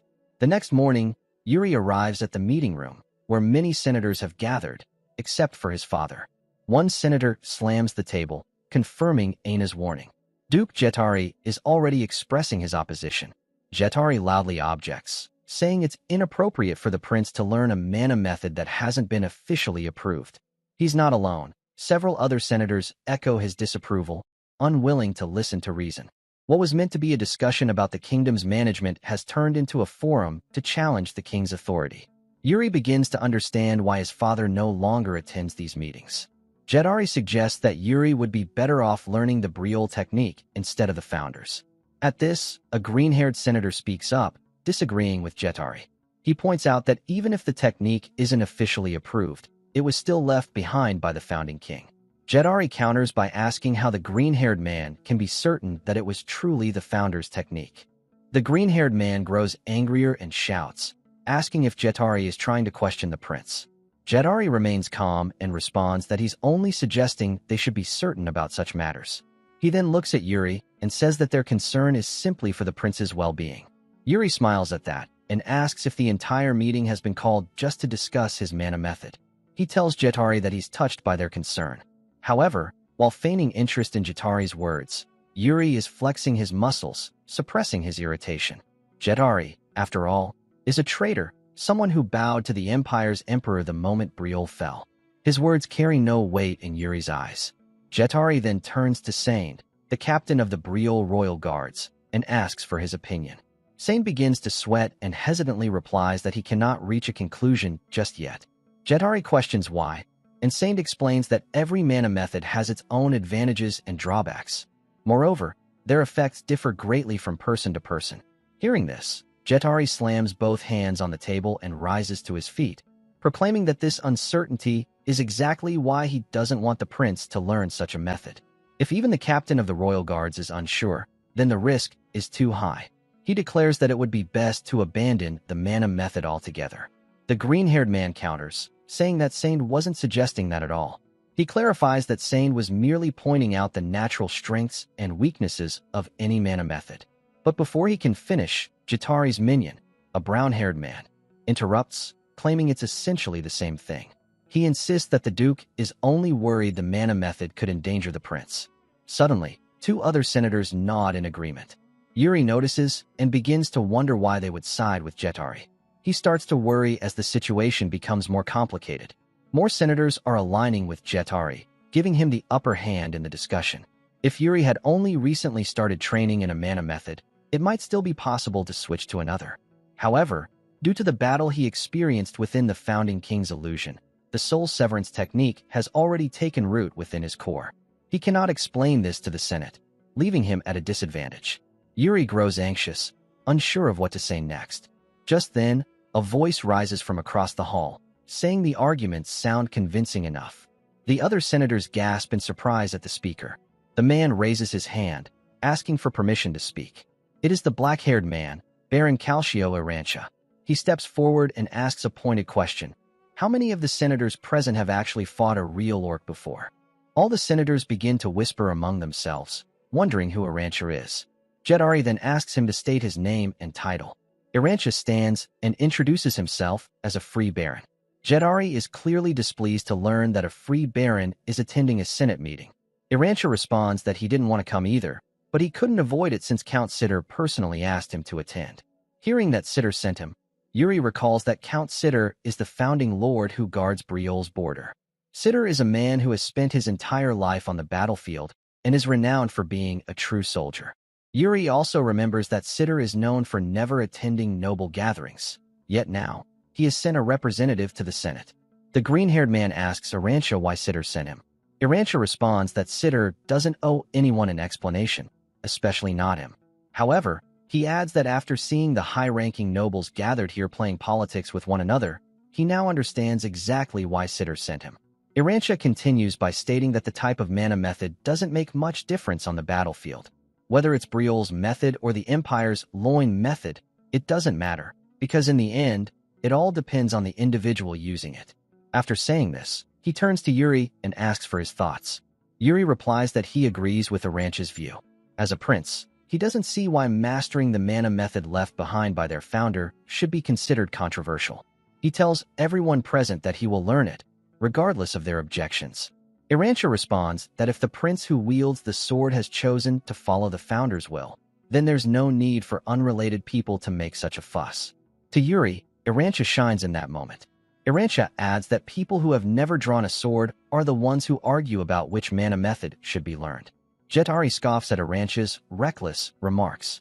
With a straight face, Arancha apologizes, explaining that fighting orcs every day at the frontier tends to change a person. He then asks Jetari how many senators here have actually fought orcs. None of the senators respond. Arancha presses on, asking if they really believe orcs care about which mana method is being used.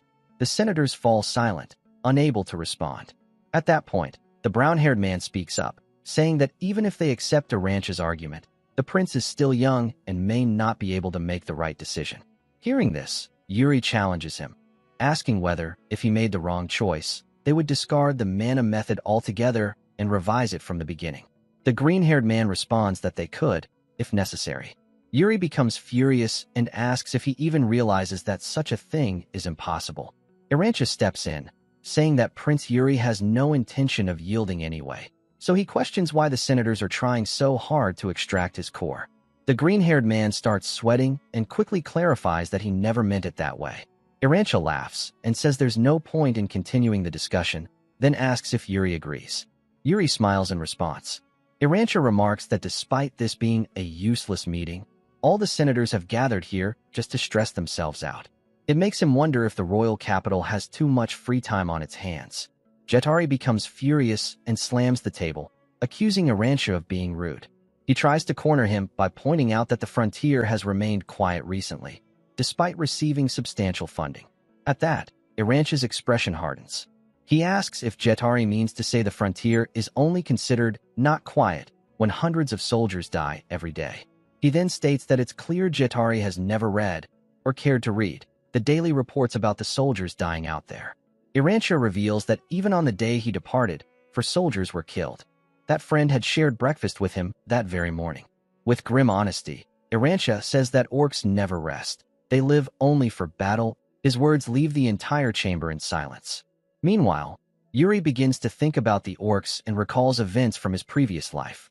He remembers that, around this time, there was a border issue with the Klein Duchy. During the conflict between Betrayal and Klein, orcs had taken advantage of the chaos and crossed the border, causing massive destruction. Yuri turns to Irantia and asks if orc activity has changed recently. Irantia confirms that they've become more ominous than usual. Yuri then asks about Klein. Irantia appears confused, so Yuri clarifies by asking whether Klein's army is also stationed along that section of the border. Irantia explains that Klein's border forces suddenly withdrew. Curious, Yuri asks about the nearby towns. Irantia informs him that they were completely devastated. Yuri thinks to himself that timelines may be overlapping and wonders if a civil war is unfolding. Then Irantia suddenly comments aloud that the Duke's 3rd son has caused trouble again. All the senators are shocked by this statement. At that moment, Yuri coughs, then rises from his seat and decides to officially end the meeting. Jetari tries to speak, but Yuri turns around and smiles, telling him to stop wasting time debating his mana method. They should be discussing more pressing matters, like the situation with Klein and the orc threat. Yuri then shuts the door as Jetari stands fuming.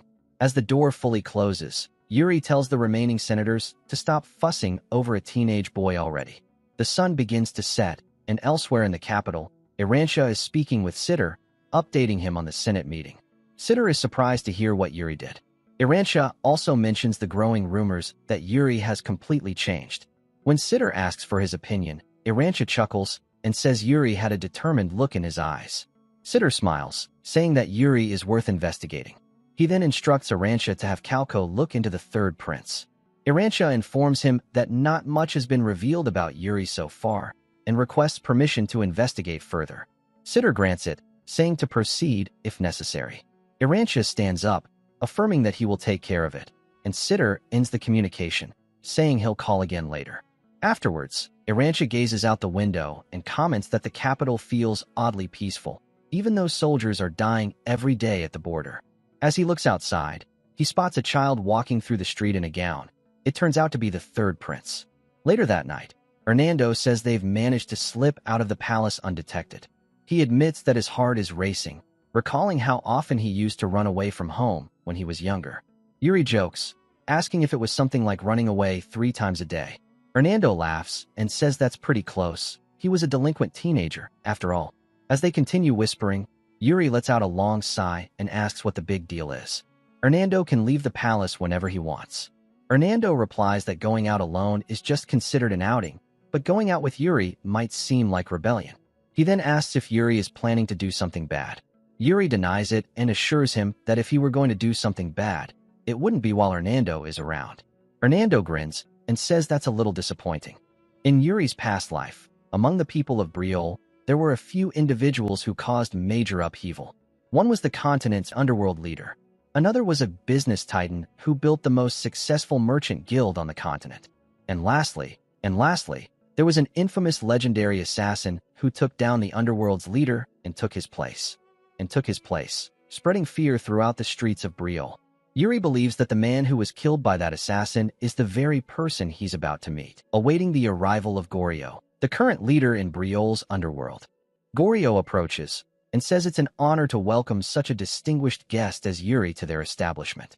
Yuri laughs and asks if Goryo knows who he is. Goryo confirms that he's fully aware that the royal mage and 3rd prince, Yuri, is visiting in person, so it was only right for him to appear as well. Yuri comments that it was a wise decision. Goryo chuckles and invites Yuri to sit so they can talk. A short while later, they move to a private room. As they settle onto the sofas, Hernando leans over and whispers, saying that he is getting nervous. Yuri whispers back, telling Hernando to keep quiet. Goryo sits comfortably. He then asks if Yuri has come to borrow money. Yuri confirms that he has, stating he intends to invest the money he borrows from Goryo. Hearing this, Goryo speculates that Yuri is planning to create a private fund. The fact that Yuri is seeking capital from Goryo instead of a bank suggests he's aiming for something bigger. Yuri interrupts, telling Goryo that interrogating him isn't part of his job. Goryo agrees and immediately apologizes. Yuri tells him not to worry, since he's the one making the request. Goryo nods and gets straight to the point, asking Yuri how he plans to use the funds. Yuri reveals that he plans to purchase Magranja, a specialty spice from the Klein region, with the money he borrows. He explains that demand for the spice will soon far exceed the supply. Hernando grows concerned and asks Yuri what he's talking about, but Goryo becomes intrigued. He acknowledges that Magranja is indeed a key ingredient in luxury fragrances, but he questions whether it's truly worth investing in. Goryo admits he finds the idea somewhat doubtful. Yuri responds firmly, reminding him that he already said the demand will surge soon. Hernando remains anxious, recalling rumors of civil unrest in the Klein Duchy and wandering orcs in the region. Still, he doesn't believe that alone could cause a major spike in spice prices. He wonders if Yuri is simply trying to secure a regional specialty before others do, but the look of resolve on Yuri's face suggests otherwise. Meanwhile, Goryo begins to view Yuri differently. This isn't the same naive third prince people once gossiped about in Betrayal. Yuri seems to know far more than he's revealing. Yuri then shifts the conversation and asks Goryo how much he can borrow, as an investor, not as Betrayal's prince. After some negotiation, Goryo places his hand on the table and slides a promissory note toward Yuri. Yuri laughs and signs it. Later, as they leave the restaurant, Yuri walks while looking at the promissory note. Hernando remarks that Yuri really borrowed a large sum from Goryo and says it's unfair. Yuri is confused at first, but quickly realizes that Hernando is sulking, not because of the money, but because Yuri didn't tell him anything in advance. Yuri laughs and says that if he had told the truth, Hernando might have dragged him straight to his father.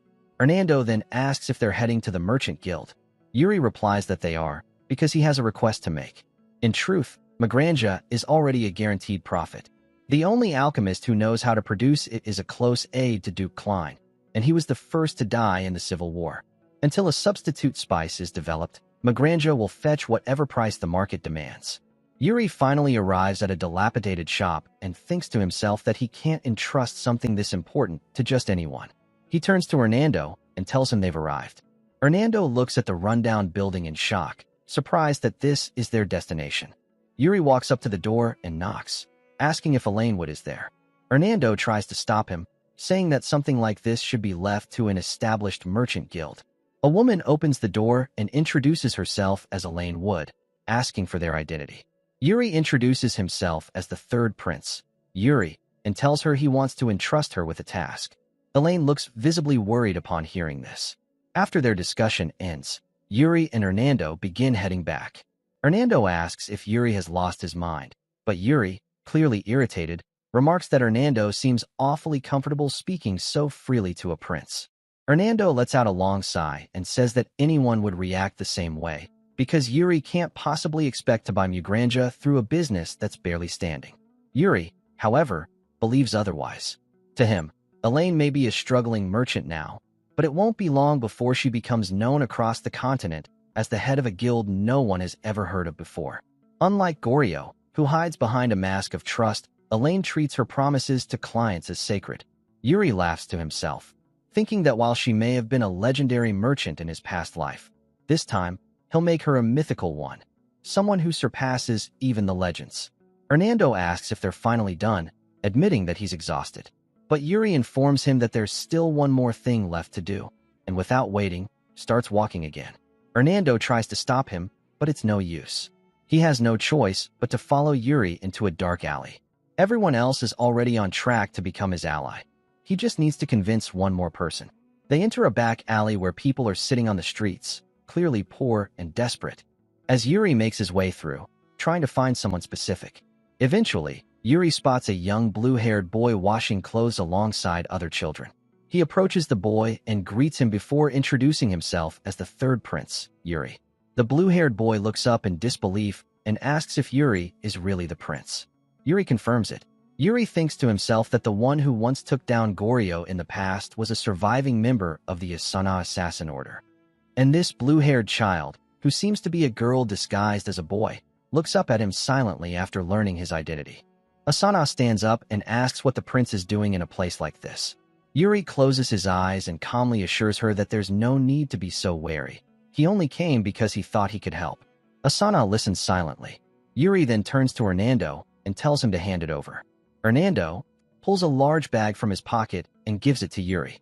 He glances at the child with blue hair, so similar to Asuna's, and wonders if it was because of this child that Asuna borrowed money from Goryo in his past life, trying to get the child the treatment she needed. Just like many others who borrowed from Goryo, Asuna's life had been ruined. That path eventually led her to become an assassin, one of the most feared and skilled. Now, Yuri's goal is to prevent that fate from unfolding. Yuri tells Asuna to take the money and use it to have the temple treat the little girl. Asuna accepts it and asks what he wants in return. Yuri replies that he only wants one thing. Once again, he introduces himself as the third prince and tells her to remember his name. After that, Yuri and Hernando begin walking away. Hernando then asks why Yuri gave so much money to a beggar. Without stopping, Yuri tells him that it was an investment for the future. Yuri has now established connections with the people he'll need later. Only one person remains. Suddenly, Yuri stops and tells Hernando that he wants to ask him something. Hernando also halts, and Yuri asks what he saw in the founding king's tomb. Yuri instructs Hernando to keep everything that happened today a secret. The next morning, Hernando meets with Fiore, who had heard that Hernando was out with Yuri the day before. Hernando confirms it, and Fiore asks him to explain what happened. Hernando tells him that Yuri convinced him to leave the palace. Hernando remembers how Yuri borrowed a large amount from Goryo, gave it to a struggling merchant guild, and donated another portion to an orphan. But instead of revealing the truth, Hernando simply tells the king that they walked around the city to observe how the people live, as Yuri was interested in their daily lives. Fiore asks if Yuri returned right after that. Hearing the question, Hernando closes his eyes, nods, and says that's the full report. Fiore accepts the explanation and begins thinking as he looks at Hernando. Then he asks if Hernando is planning to attend the ball. Hernando says that he is. Fiore is surprised, thinking Hernando wasn't interested in such events. Hernando replies that people's minds change, and besides, it's been a while since he danced. The scene shifts to the training ground, where Yuri is sitting on the ground, exhausted after being defeated by Bernard. Despite his fatigue, Yuri notices something and points toward the maids, commenting that Bernard seems to be quite popular. Bernard doesn't understand at first and turns to look. Yuri explains that the maids keep glancing at him. Yuri teases Bernard, saying it looks like he's going to attend the ball. He adds that he's sure people will be waiting to see Bernard there. But Bernard replies that he has no interest in attending and changes the subject. He admits that Yuri was right about the sword technique. No matter how hard he tried, the technique lacks a definitive form. Yuri stands up and reminds Bernard that he already told him this before. Now he just has to move with the flow. Bernard responds that he still doesn't fully understand the mana method, especially since it functions as both a technique and a concept. He says he'll need to see Yuri fight in real combat to study it properly, but it's not going to be easy. After that, Bernard comments that Yuri is improving quickly and is also skilled with mana. He admits honestly that he's surprised. He hadn't expected Yuri to be so adept at handling it. Hearing that, Yuri feels a pang of guilt and swings his sword, thinking that it just happened as a result of trying to erase traces of the Betrayal method he learned in his past life. Bernard advises him not to rush, expressing concern for Yuri's well-being. He explains that Yuri is progressing too fast for someone his age. He's already achieved a great deal, but his body hasn't finished developing yet. Yuri laughs and tells Bernard not to worry, assuring him that he'll maintain a proper balance so they can continue sparring. Bernard asks if he's certain, and Yuri confidently confirms it. He then tosses aside the wooden sword and draws his real blade, suggesting that they start sparring with real swords from now on. Yuri is determined to grow stronger, fast. Bernard draws his sword as well, agreeing to the challenge. Then Yuri proposes a bet. If he manages to land a hit on Bernard, Bernard will have to attend the upcoming ball. Bernard immediately declines. Yuri asks why. prompting Bernard to laugh and say that he's going to win anyway. He adds another reason.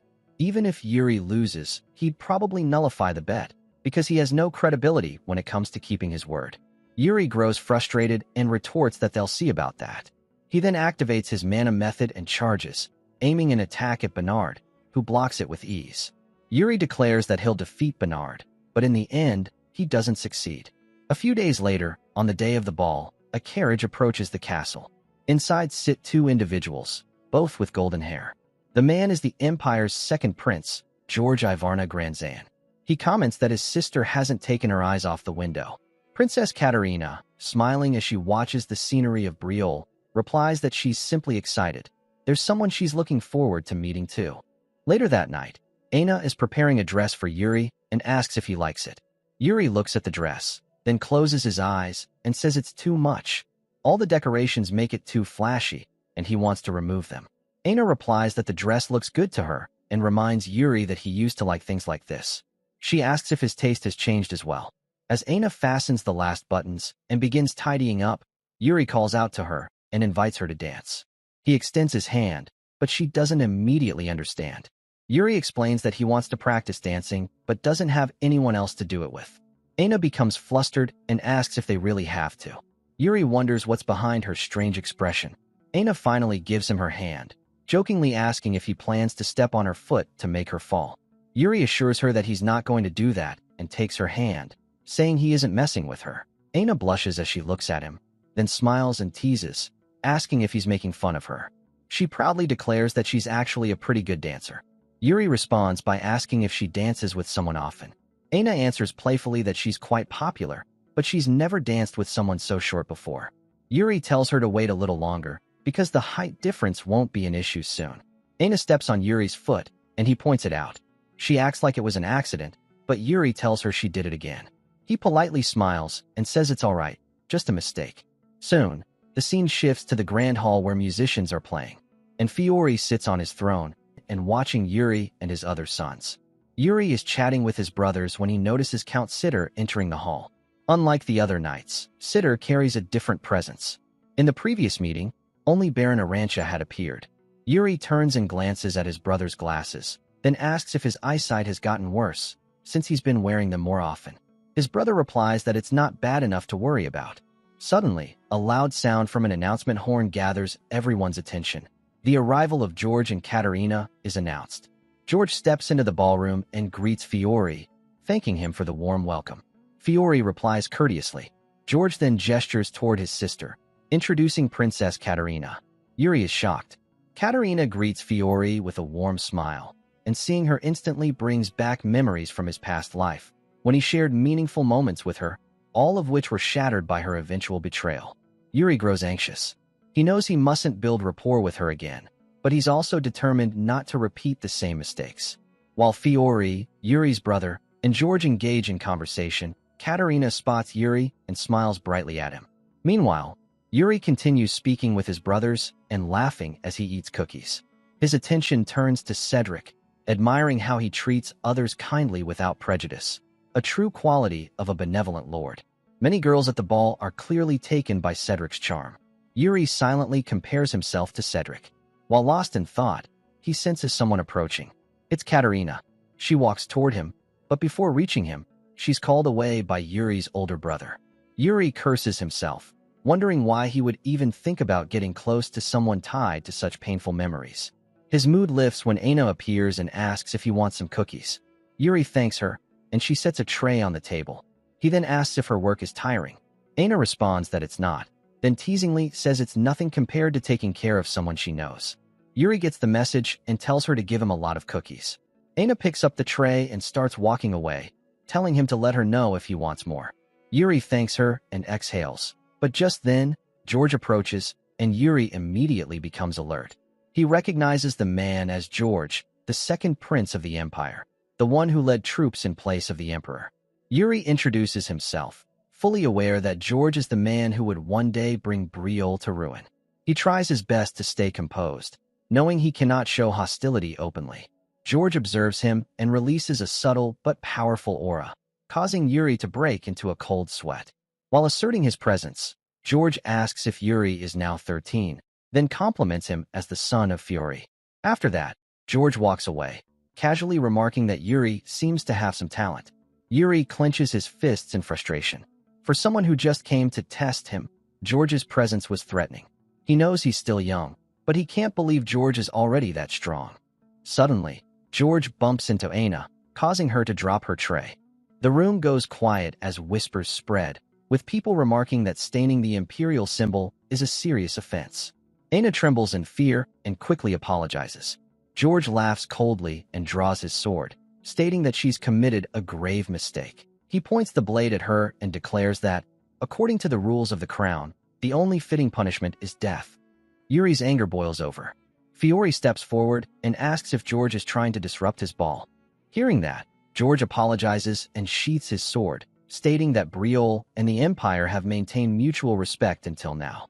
Fiore confirms that, though George's actions show a lack of respect. George then asks if Fury remembers Gatinsha when Fiore taken down a knight of the Empire. And the Emperor chose to respect Fiore's honor instead of demanding retribution. George places a hand on his sword and says this is a similar situation. He is acting to preserve peace and honor between both nations. Yuri also recalls that, in the past, Fiore did indeed kill an imperial knight. George continues, saying he takes no pleasure in this and suggests they resolve the matter quickly. Fiore grows increasingly concerned, realizing that George invoking this past event means Betrayal's honor is now at stake. Yuri stands there, knowing that stopping George now would be seen as challenging the Empire. Necessity and circumstance, ideals and reality, reason and power. Despite all of this, Betrayal never abandons its honor. That is the oath of Betrayal. Yuri decides to act. He walks toward George and tells him that Aina is his maid, hoping to defuse the situation. Yuri explains that since she serves him, her wrongdoings are his responsibility. He adds that, as a prince himself, George should take that into account. Yuri thinks back on his past life, remembering that he was a criminal and this life is the sentence he was given to repent. It means he never had a choice to begin with. He then requests that George withdraw his decision and instead consider resolving the matter through a duel. George laughs and agrees to the terms. He confirms Yuri's name and begins addressing him informally. The crowd is shocked by the sudden turn of events. George turns to Fiore and says that Yuri made a reasonable suggestion and he intends to accept it, asking if Fiore is also in agreement. Fiore has no choice but to accept. George thanks him, then tells Yuri he will be his opponent in the duel, but for the sake of dignity, he'll use a proxy. He decides to select the youngest member of the Royal Guard, since Yuri is also young. Yuri bows and thanks him. George leaves the ballroom, stating he'll see Yuri on the day of the duel. Afterward, Yuri calls for Aina, who is still trembling. She softly calls his name, and he tells her to rest. She begins to cry, and Yuri gently comforts her, telling her not to worry about him. Other maids come to help Aina and guide her away to rest. Yuri starts walking around the hall but bumps into Katerina, who is eating sweets. He quickly turns away, dismissing his thoughts, and continues walking while Hernando watches him silently. The scene shifts to Yuri walking down a hallway where Cedric is standing. Cedric asks what Yuri was thinking during that incident. Yuri turns and replies that he simply couldn't let George kill Aina. Cedric is impressed by Yuri's response and pats his head. Yuri realizes it has been a long time since someone did that. Cedric then offers help, warning that the opponent Yuri will face is likely to be strong. He explains that while George made it seem like he was being fair, the truth is quite the opposite. Since both fighters are close in age, even if something serious were to happen, it would be considered acceptable within the trial. Yuri replies that he already knows what Cedric is trying to say. Hearing that, Cedric decides not to explain further and says he'll handle things if needed. But Yuri declines the offer. He wants to settle this on his own. Cedric understands Yuri's determination and chooses to trust him. Yuri is happy to hear that and asks what's happening back at the ball. Cedric explains that things are a bit chaotic but assures Yuri that he'll take care of it, urging him to rest. He returns to the ball, and Yuri quietly thanks him. Yuri thinks to himself that if the kingdom hadn't fallen in his past life, he's certain Cedric would have ruled Betrayal. But now, in this life, he is determined to see what kind of kingdom Cedric will build. To witness that future, Yuri decides he must fight, no matter who he has to face. The next morning, Yuri and his opponent arrive at the training ground for the duel.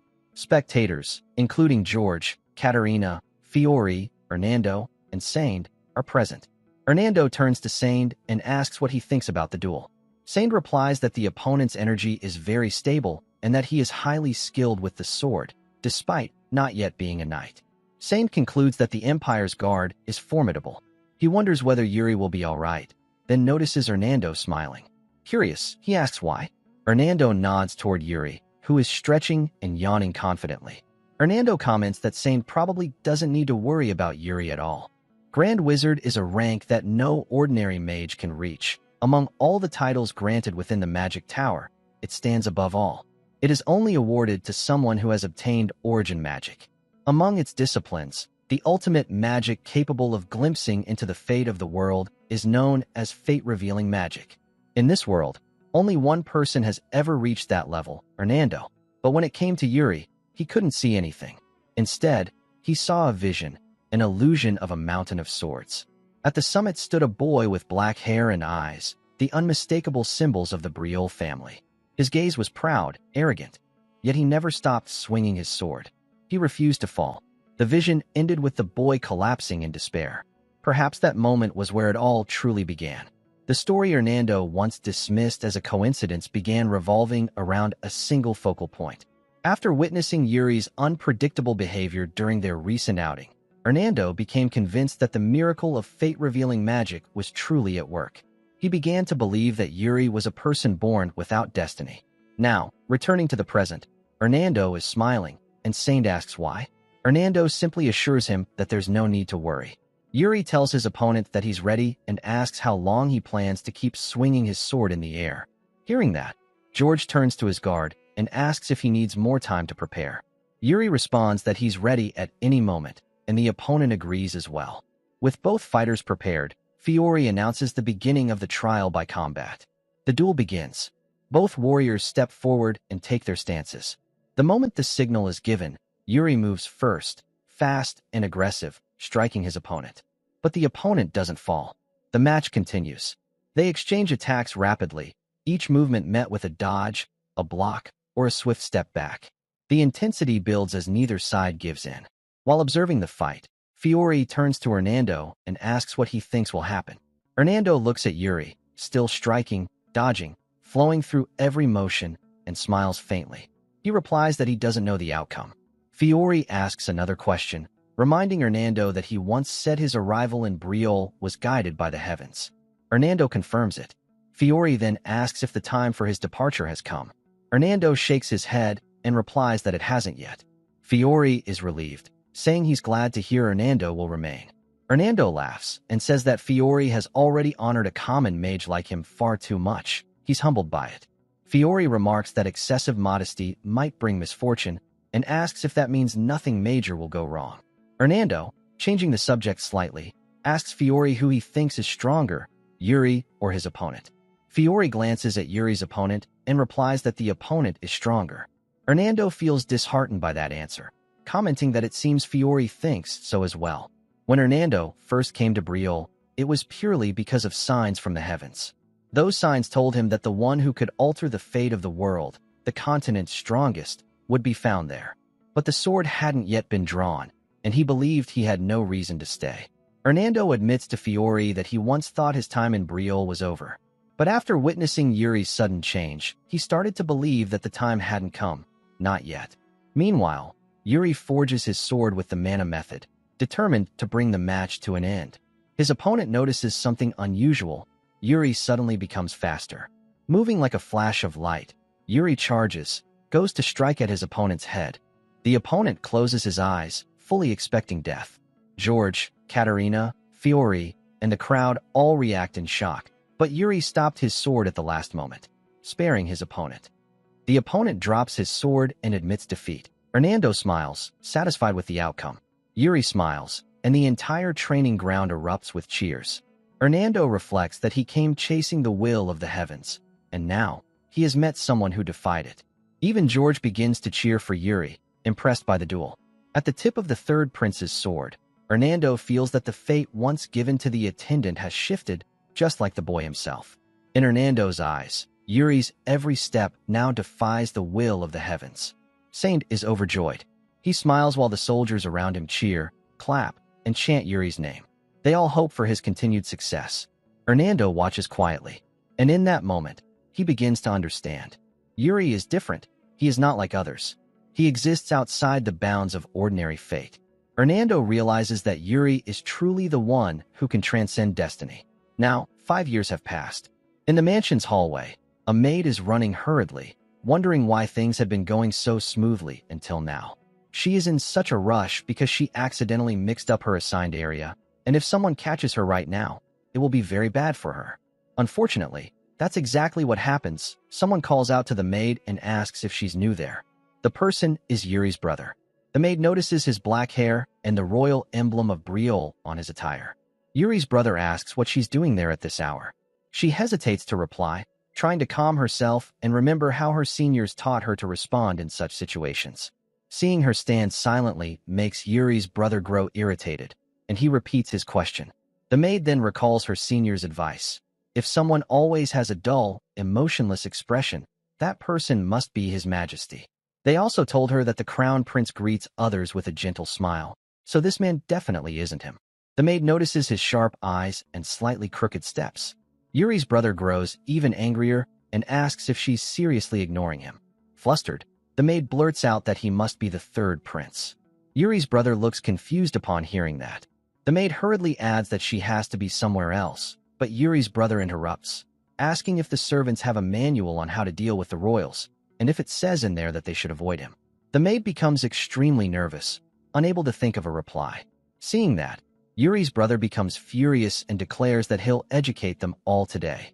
Just then, Yuri steps in and asks what his brother is up to this time.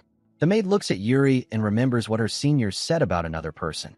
If she sees someone with a confident expression and a sword at his side, that's the third prince. Yuri approaches and asks his brother if he's bothering a maid again. The scene then shifts. Yuri is walking down the hallway, eating delicious cookies while watching the fountain. The same maid from before approaches him and offers more cookies as thanks for saving her earlier.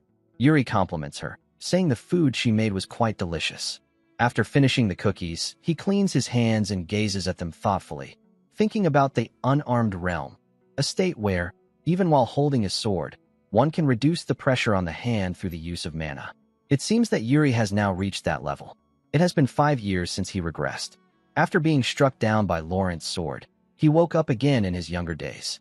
Yuri puts on his gloves, realizing that his peaceful days are soon coming to an end, and comments that they're probably running their mouths right now. It turns out he's referring to the meeting of the dukes. Yuri knocks on the door of the conference room, where people inside are busy arguing with one another. He keeps knocking, but no one responds. The guard, growing nervous, suggests that Yuri try knocking again, explaining that no one seems to hear him because they're so focused on their discussion. Annoyed, Yuri channels his strength and strikes the door, breaking it open. The guard is shocked, and everyone in the conference room freezes in fear as the door suddenly bursts open. Yuri apologizes calmly, saying that he knocked, but no one seemed to hear, so he used more force the second time. The guard collapses to the floor in worry, muttering about how Yuri could possibly call that a knock. Yuri then turns to his father and requests permission to join the conference. His father nods in acceptance. Yuri takes a seat at the table and tells everyone to continue. A golden-haired man clears his throat and begins to speak, stating that they have no spare troops to send to support the Allied forces. Another duke, clearly displeased, questions whether the golden-haired man intends to ignore the Empire's request. The golden-haired man simply ignores the challenge and continues, saying that in that case, the other nobles may heed the request instead. The brown-haired duke slams his hand on the table, calling the previous statement an irresponsible remark. Both dukes continue arguing with each other while Yuri silently observes them, thinking about how everyone is only considering their own gains and losses. That's right. It was around this time that the incident occurred in Yuri's past life. The Empire's call to join the Allied forces. The Empire had requested troops from various nations to launch a large-scale campaign against an orc invasion in the east. However, the Allied forces ultimately failed, and in their fury, the orcs retaliated fiercely, putting immense pressure on the borders of all participating nations. They attacked every nation except the Empire. That's when Yuri realized that everything had been orchestrated by the Empire from the very beginning. In the process, many outstanding knights who had joined the Allied forces lost their lives, including Lien. But this time, Yuri won't allow things to unfold that way again. The brown-haired man declares his final decision, that they will not send anyone, and that's final. Hearing that, the brown-haired duke stands up in anger, asking if he thinks they have an endless supply of knights, and tells him to at least show some dignity. Suddenly, Yuri tells everyone to stop. He announces that he himself will join the Allied forces and urges the others to show sincerity and fulfill their noble duty so that the name of Betrayal is not brought to shame. Yuri's father smiles upon hearing that, understanding the move Yuri intends to make. Later, in the training grounds, Yuri is practicing with Bernard when his brother arrives and waves at him. Yuri's brother looks exhausted and asks if he is seriously planning to join the Allied forces. Yuri confirms that he is. His brother questions why Yuri would go when there's no real need for him to do so. Hearing that, Yuri asks if his brother remembers what he always says, that it is simply the duty of royalty. Yuri's brother laughs and replies that today, he finally understands Yuri's mindset. Yuri looks a bit confused at his words. His brother's eyes glimmer as he tells Yuri to come back safely, promising that in the meantime, he will protect the palace. After saying that, he runs off, leaving the training ground. Watching him go, Bernard comments on how strong their brotherly bond seems. Yuri smiles faintly, thinking that he would be very relieved if his brother could just stay out of trouble. Then Yuri asks Bernard if he isn't going to worry about him. Bernard replies that as long as Yuri doesn't do anything reckless, he believes Yuri will return safely. Yuri thanks him for his confidence, but Bernard still warns him to be careful of the orcs, as they are difficult to handle. Bernard advises that the orcs are far stronger and more cunning than Yuri might expect, especially those carrying a flag on their backs. They are called orcfuls, and they are particularly fierce and powerful, even among the orcs. Yuri reassures Bernard not to worry since he has his own methods. Bernard then asks if he has a specific plan. Just then, Aina bursts into the training ground, calling out for Yuri and informing him that a guest has arrived with something he ordered. Yuri turns to Bernard and confirms that he does have a plan, and of course, it's a very special one. In the guest room, Elaine Merchant Guild's vice president, Guillermo, is sipping his tea. The moment Yuri enters, Guillermo immediately stands up to greet him. Yuri casually sits on the sofa and asks Guillermo about Elaine. Guillermo also takes a seat and explains that Elaine is currently on the road, so he is here as her substitute. Yuri realizes that Elaine is still traveling and instructs Guillermo to tell her to tone it down a little. Guillermo replies that Elaine says it's simply what she does best. Yuri then asks if that's the only reason Guillermo is here. Hearing that, Guillermo smiles and pulls out a box, explaining that there's another reason. He's brought the item Yuri mentioned last time. Yuri compliments Guillermo for his hard work and opens the box, thinking that he's finally acquired the four-wheel blade. Guillermo, curious, asks if it's really that valuable because, to him, they just look like decorative daggers. Yuri confirms that they are indeed valuable, explaining that they are artifacts imbued with ancient magic. Yuri then channels his mana to make the dagger move, which shocks Guillermo so much that his eyes widen in disbelief. Yuri tells the frightened Guillermo not to worry, it's completely safe. Guillermo asks if Yuri is really moving it with his mana and admits that he didn't know Yuri was that strong. Realizing this is a completely different way of using mana. Yuri asks if Guillermo really thought he spent his days fooling around. Suddenly, Yuri senses something, and his expression changes. Guillermo notices and asks if something is wrong.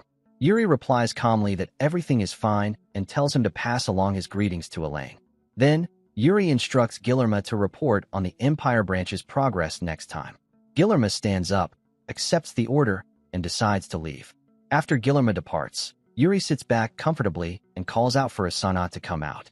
She emerges from the shadows, and Yuri asks about Goryo's situation. Asana reports that she delivered the warning to Goryo just as Yuri instructed, leaving a message on his bedside. Yuri praises her for doing a good job, commenting that Goryo keeps trying to go after Elaine's money. Asana then asks if it's true that Yuri plans to join the Allied forces. She overheard the servants talking about it. Yuri confirms that he is indeed joining. Hearing that, Asana warns him to be careful. Yuri replies that she's making it sound like he's going alone, which confuses her. She asks what he means, and Yuri reveals that she'll be coming with him, if she can keep up. Asana smiles politely and says that anywhere is better than where she came from. Yuri tells her to leave for now, saying that he'll contact her again later. A few days later, the day of departure arrives. Yuri is preparing to leave when his elder brother approaches and politely tells him to take care. Yuri assures him not to worry, claiming that he's invincible and will uphold the honor of Brooks. Then, Yuri reminds his brother to take breaks while studying and to take care of his eyes. His brother laughs, agrees with Yuri's advice, and smiles, telling him that they'll meet again soon. He hugs Yuri, and feeling the warmth of that embrace, Yuri replies that he'll come back. The soldiers blow the alarm, signaling that departure time is near. Yuri's father steps forward to deliver a speech before the troops, proceeding with the ceremony. Yuri walks onto the stage and stands beside his father. His father asks if he's nervous, but with full confidence, Yuri replies that he isn't nervous at all. His father then tells him to look behind. When Yuri turns around, he sees all the soldiers standing before him. His father advises him that these are precious lives now entrusted to his command. Yuri understands that not all of them will return home alive. However, he silently vows that none of them will meet a tragic fate like in his previous life. His father asks once more if he's sure he can handle it. Yuri meets his father's eyes and firmly replies that of course he can. But before he can finish, his father releases his powerful aura and tells Yuri to endure it. Yuri starts sweating, feeling the immense pressure, his body frozen in place. The presence surrounding him feels like certain death. Instinctively, Yuri realizes that if he tries to evade it, he will perish, but wonders if he can resist it somehow. Then, suddenly, blue mana begins to gather around him. Regaining movement, Yuri draws his sword and attacks. His father blocks the strike effortlessly but smiles with satisfaction, praising Yuri's strength. Yuri looks down at his trembling hands clutching the sword. His father says that this will serve as his letter of departure. Then, he sheathes his sword, choosing not to prolong the test, and instructs Yuri to come back alive. Yuri firmly replies yes. He then turns to the assembled troops, raises his sword high, and commands their attention. Introducing himself as Betrayal's third prince, Yuri tells them to place their trust in him. His words ignite the soldiers' morale as he gives the order to march. The scene then shifts to a dim underground facility where orcs are imprisoned. A silver-haired figure stands before them and quietly remarks that he will be meeting Yuri again soon. The troop stops in the forest to rest. There, Yuri sits with the other soldiers, drinking water, and then stands up to ask Sir Raymond how long they've been traveling, commenting that it feels quite far. Looking at the map, Sir Raymond informs Yuri that they are at the brink of Sitter and will be arriving there soon. After that, Raymond explains that they intend to cross through Gide into Balshit. Hearing the route, Yuri comments that their pace seems fine. Raymond agrees with Yuri's assessment. Suddenly, another soldier calls out to Yuri, addressing him as the third prince. Yuri turns back, but the moment he does, he remembers Laurent Flandre from his past life, the man who once claimed that everything happened because of Yuri, and who was also the one who killed him back then. Laurent is the eldest son of Count Francis. Humbly, Laurent steps forward, greets Yuri, and introduces himself. Yuri is surprised and responds briefly, prompting Laurent to lift his head and say that he has wanted to tell Yuri something for a long time. Yuri, a bit uneasy, asks what it is. With bright eyes, Laurent tells Yuri that he has always admired him. Yuri is stunned to hear that. Laurent continues, saying that ever since he heard from his father what happened 5 years ago, Yuri has been his idol. Laurent's father told him about how Yuri stood his ground, raised his sword to defend his servant. To Laurent, that was the true code of a knight. Yuri is taken aback by this unexpected side of Laurent. He gestures for Laurent to stand and tells him that he's heard about him from his father as well, before greeting him back. Laurent immediately stands up and says that the honor is his, clearly delighted, and then moves on happily. Raymond approaches and informs Yuri that it's time to depart again. Before leaving, he gives Yuri a heads up, saying that Count Sitter is not the friendliest man, so Yuri shouldn't take it personally if they aren't greeted warmly. As night falls, at Count Sitter's border, the walls are lit brightly to welcome the third prince. Yuri and his troops arrive, and Yuri gasps softly, commenting that it's quite a warm welcome. Raymond, on the other hand, looks shocked. Count Heim Sitter steps forward and bows to greet Prince Yuri. Yuri dismounts from his horse and thanks Sitter for the warm reception. Sitter replies that he merely admires Yuri's courage for stepping onto the front lines at such a young age, and then asks if Yuri has fought orcs before. Yuri accidentally lets slip that he has, but quickly corrects himself, saying that rather than fighting, he has studied them. Yuri explains that most of his troops have never faced orcs, so he thought it wise to study their behavior in advance. Sitter commends Yuri's resolve and then bows, asking if Yuri will accept his gift. The scene then shifts to an underground facility. A guard opens the gate, and Sitter leads Yuri and his men inside. Yuri is accompanied by Hernando and several guards. After everyone enters, Sitter suddenly closes the door, surprising the soldiers. Yuri, however, remains calm and asks Sitter what this means. Sitter steps forward, lights the fire pots, and assures Yuri there's no reason to be alarmed. They soon see someone imprisoned in the dimly lit room. The soldiers become uneasy, but Yuri recognizes the growling sound.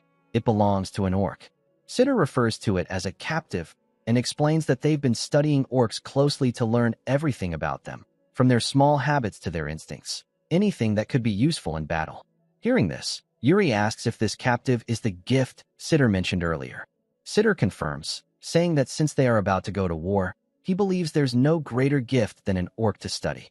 Yuri smiles and thanks Sitter, though inwardly he thinks Sitter is far more unhinged than he expected, since he's resorting to keeping an orc captive. Yuri then glances at the frightened faces of the soldiers behind him and turns to one of them, asking his name. The soldier introduces himself as Simon Fesh, son of Baron Bolf. Yuri asks Simon what he's thinking right now. Simon admits that he feels they've gone too far, that this treatment seems excessive for a prisoner of war. Yuri agrees, saying Simon might think that now, and then orders Sitter to open one of the orc cages. Sitter complies. Yuri tells Simon that this will be real combat practice, and he must face the orc. One of the orcs steps out of the cage, and Simon draws his sword while the others watch. As Simon prepares to attack, the orc suddenly lowers its head, appearing to beg for mercy. Seeing that, Simon hesitates and tells Yuri that he can't fight a helpless captive. But the moment Simon turns his back, the orc lunges forward and strikes him hard, knocking him down. The orc grabs Simon, appearing to take him hostage.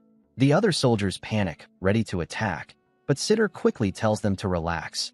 Standing beside Yuri, Sitter remarks that this is what orcs truly are. If you show them even a hint of weakness, they'll immediately try to take advantage of it. The other soldiers shout, begging Yuri to save Simon. Sitter tells them to calm down, explaining that he has already damaged about half of the orc's tendons, so Simon won't die, though he might get a little hurt. Observing the orc's behavior, Yuri asks if it's trying to hold Simon hostage. Sitter replies that he will call for an interpreter and summons a shabby-looking half-orc named Corey. Seeing him, Yuri looks puzzled. Corey begins to interpret the orc's language. He translates that the orc is demanding everyone lower their weapons immediately, otherwise it will harm the knight. As soon as Corey finishes translating, the orc strikes Simon, causing him to cry out in pain. Yuri immediately calls out to Hernando, telling him that it's his turn to act. Hernando steps forward, channels his magic, and launches an attack to distract the orc.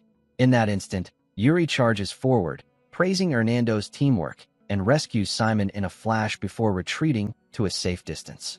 The orc roars in frustration. Analyzing the situation, Yuri notes that the orc doesn't seem ordinary. Sitter confirms this, saying that although it's small in stature, it has considerable battle experience. Sitter then reveals that when the orc was captured, it had been attacking a knight, and that it was responsible for many similar incidents. The soldiers become enraged, and one of them, overcome with fury, declares that he'll take down the orc right there, prisoner or not. Yuri calmly tells the soldier to hold on. The soldier insists, but Yuri clarifies that he isn't stopping him. Instead, he tells the soldier to look behind the orc. Yuri points out that the others are waiting for an opportunity, meaning this orc isn't the only dangerous one. If they were to move into the plains, they would encounter even more like it. He advises the soldiers to focus on training and learning how to properly handle orcs instead of acting rashly. Gerard steps forward, channels mana through his sword, and faces the orc with the others for combat training. Suddenly, the orc grabs a fire pot and hurls it toward the soldiers with all its strength. Hernando reacts quickly, blocking the attack with his magic while Yuri and Sitter watch attentively. One of the knights seizes the moment, charging at the orc and landing a clean strike on its shoulder, taking it down. Yuri claps and commends their skill, saying their teamwork is impressive, though the soldiers' expressions tell a different story. Seeing their uneasy faces, Yuri asks if they're feeling unwell and admits that it's understandable. But the experience will help raise their survival chances in future battles. He advises them to be thankful to Sitter for arranging it. Sitter then addresses the group, saying that while the knights may think such training goes against their ideals, they must remember that these creatures show no mercy. Sitter explains that what they've seen so far are mere imitations, and in the orc villages, far worse things occur. Yuri asks Sitter if he truly despises the orcs. Sitter's expression darkens, and he says that he will hate them until the day he dies. Hearing this, Yuri realizes that Sitter speaks with the calm of someone long accustomed to chaos. Yuri knows everyone carries a sworn enemy. For him, it's the Empire. For Sitter, it's the orcs. Yuri also recalls that Sitter's son was killed by orc, a memory that clearly still haunts him. Just as Yuri can never forget the downfall of his own kingdom. The next day dawns, and Yuri and the knights prepare to depart. Before they leave, Sitter stops Yuri and suggests that he take Corey along. Yuri remembers him from the previous night, commenting that he's the one from the basement. Sitter repeats Corey's name, and Yuri acknowledges that he's a valuable asset since he can speak the orc language. Corey looks anxious and tries to say something to Yuri, but Yuri stops him gently, saying that he already understands his worries and that there's no need to be afraid. Yuri then hands Corey a pair of gauntlets, telling him to consider it a token of goodwill for future cooperation. Corey becomes nervous, feeling unworthy of such a valuable gift, but Yuri brushes it off and summons Raymond, asking if there are any borderlands beyond this point. Raymond confirms and warns that there may be some bandits, but reassures Yuri that the risk of attack is low. Yuri disagrees, saying that bandits are no different from orcs.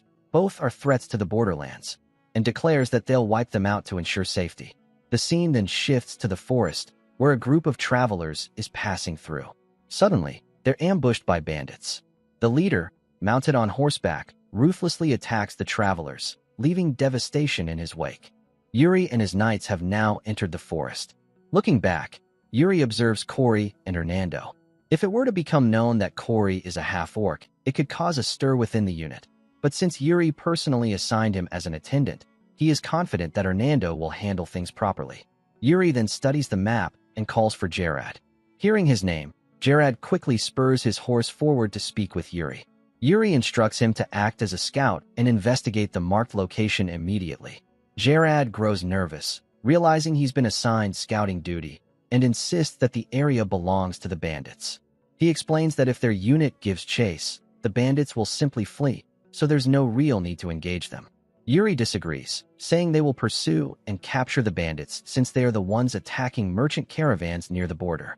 He then teases Gerard, asking if he's lacking confidence despite being such a skilled swordsman. Yuri's words sting, but they also ignite Gerard's pride. Yuri adds that the other knights are too tense to rely on, and while he himself may be just a young and inexperienced prince, Gerard is a sword genius, yet still can't seem to understand criminals. Hearing that, Gerard straightens up and quickly agrees, saying he'll scout ahead and return soon. Yuri smiles and nods, pleased with Gerard's renewed enthusiasm. After Gerard leaves, Raymond rides up beside Yuri's horse, commenting that Yuri seems to care deeply about his friend. Acting humble, Yuri replies that he's just dragging Gerard along. Then, turning to Raymond, Yuri asks if he can pose a simple question. Raymond nods, so Yuri asks him why he fights. Raymond's expression changes. It's been a long time since anyone has asked him that, but his answer remains the same. Yuri listens quietly as Raymond tells him that he fights only for Briolle's peace. Yuri smiles, genuinely moved by the sincerity of that answer, calling it a truly honorable reason. He then instructs Raymond to maintain the marching pace while he checks on Gerard's progress. Meanwhile, at the bandits' hideout, Yuri and Gerard have captured one of the bandits for interrogation. The bandit tries to shout, but Yuri calmly tells him to stay quiet if he values his life. The bandit trembles as he sees the dagger in Yuri's hand. Gerard, still observing the hideout from a distance, informs Yuri that he's found the enemy's main base. Yuri praises Gerard, but looks suspicious, wondering why the captured bandit was scouting alone instead of in a group. Yuri asks the bandit if his boss really sent him out by himself. The bandit hesitates, but then confirms that his boss did. As Yuri continues questioning him, he notices a reddish necklace around the bandit's neck. He grabs the bandit's shirt, pulls out the necklace, and asks if it belongs to him. The bandit shakes his head, claiming that their boss gave it to him to wear while on patrol. Yuri draws his sword slightly and asks what kind of magic is imbued in the necklace. as it appears to be an artifact. The bandit panics and swears that he doesn't know anything about it. Yuri believes he's telling the truth and concludes that they'll have to capture the bandit leader to get answers. As the sun begins to set, Yuri uses field glasses to survey the area. Gerard and the other knights return, reporting that they've positioned troops along the predicted escape routes exactly as ordered and sent scouts to monitor internal movements. Yuri praises their efforts and says that if they can create confusion within the hideout, capturing the bandits will be simple. Gerard, confused, asks how they're going to cause that confusion. Yuri doesn't answer. Instead, he mounts his horse and says, "Let's go. If you're late, you get nothing," leaving Gerard and the others stunned. Gerard shouts for him to wait, saying it's too dangerous to go alone, but Yuri ignores him and orders the troops to charge. The bandits, caught off guard, panic as they realize the army is advancing on them. Yuri bursts into the hideout, landing right on the table where the bandits were eating. He smiles casually and greets them. By nightfall, Gerard and the others finally arrive at the hideout, exhausted from running, only to find that Yuri has already defeated the bandits and is calmly cooking a meal for himself. Seeing them, Yuri chuckles and says, "You're late." Gerard, frustrated, asks why Yuri always acts alone even though it's dangerous. Yuri replies by asking why they didn't follow him faster, wondering aloud why he's always the one being scolded. The bandit leader, who was pretending to be dead, tries to move unnoticed. Yuri asks Raymond for a report on those who escaped. Raymond confirms that all the bandits have been taken care of and that there were no casualties among the knights. Satisfied, Yuri orders the knights to collect the bandits' supplies and prepare dinner. Tonight's meal will be fried meat skewers. As the knights prepare, the bandit leader assumes no one is watching and tries to crawl away. Meanwhile, Raymond informs Yuri about their next destination, Gide. Before that, however, they'll pass through Balsard, where the Allied forces are gathering. Raymond explains that they'll likely encounter troops from another kingdom along the way since their routes overlap. Sensing the bandit leader's movement, Yuri swiftly kicks him aside and calmly continues the conversation, asking Raymond which kingdom's troops they'll meet. Raymond replies that it's the Holy Kingdom, a nation known for its sacred arts. Yuri says that's good news. If they stay on friendly terms, the Holy Kingdom's healers might help the knights later. Raymond, however, looks uneasy and warns that it's not guaranteed. He explains that the commander of the Allied army is a princess from the Holy Kingdom who is currently on the losing side of a political struggle. To secure her position, she's desperate to achieve results, and rumors suggest she may go to any lengths to succeed. Yuri begins thinking deeply after hearing about the princess of the Holy Kingdom. Seeing this, Raymond asks if he should investigate further, but Yuri tells him there's no need. He'll meet her directly instead. Gide, a midway stop on the route to Balshad, the rallying point of the Alliance army, is responsible for supplying materials to the Allied forces. Yuri reminds everyone that if Briol's soldiers cause any trouble here, it could cost them their lives. Any violation of Gide's laws would be punished under military code, so he instructs the soldiers to keep that firmly in mind. As an independent region, Gide requires all visitors to follow its internal rules. After stationing his troops outside the city, Yuri reinforces discipline among them and orders Raymond to train all the knights before sending them in. Once preparations are complete, Yuri decides to personally visit the city's lord. Upon arrival, the lord, a white-haired elderly man, warmly greets him, saying it is an honor to meet Prince Yuri of Briol. Yuri thanks the old man for the gracious welcome and expresses gratitude for Gide's cooperation on behalf of Briol. The old man assures him that they will do their best to ensure the Alliance army's success. He then compliments Yuri's father's achievements against the orcs in his youth and remarks that now, with Yuri himself here, the orcs must surely be trembling. Yuri smiles and humbly replies that he will do his best to live up to those expectations. At that moment, the Lord's butler enters the room and addresses him quietly. The old man notices and gestures for him to approach. The butler leans in and whispers something in his ear while Yuri silently watches. The old man then turns to Yuri and informs him that the princess of the Holy Kingdom has also arrived, asking if Yuri would like to meet her. Yuri agrees to do so. After a short while, the princess of the Holy Kingdom enters the room, accompanied by 2 guards. As she arrives, the old man stands to greet her, but Yuri remains seated. She is the second princess of the Holy Kingdom, Sibylla Arshant. She introduces herself to the old man, who bows respectfully and says it is an honor to meet Her Highness in such a modest place. Then Sibylla turns her gaze toward Yuri, who is still seated, and asks if he is one of the Lord's servants. Yuri is momentarily confused but doesn't respond.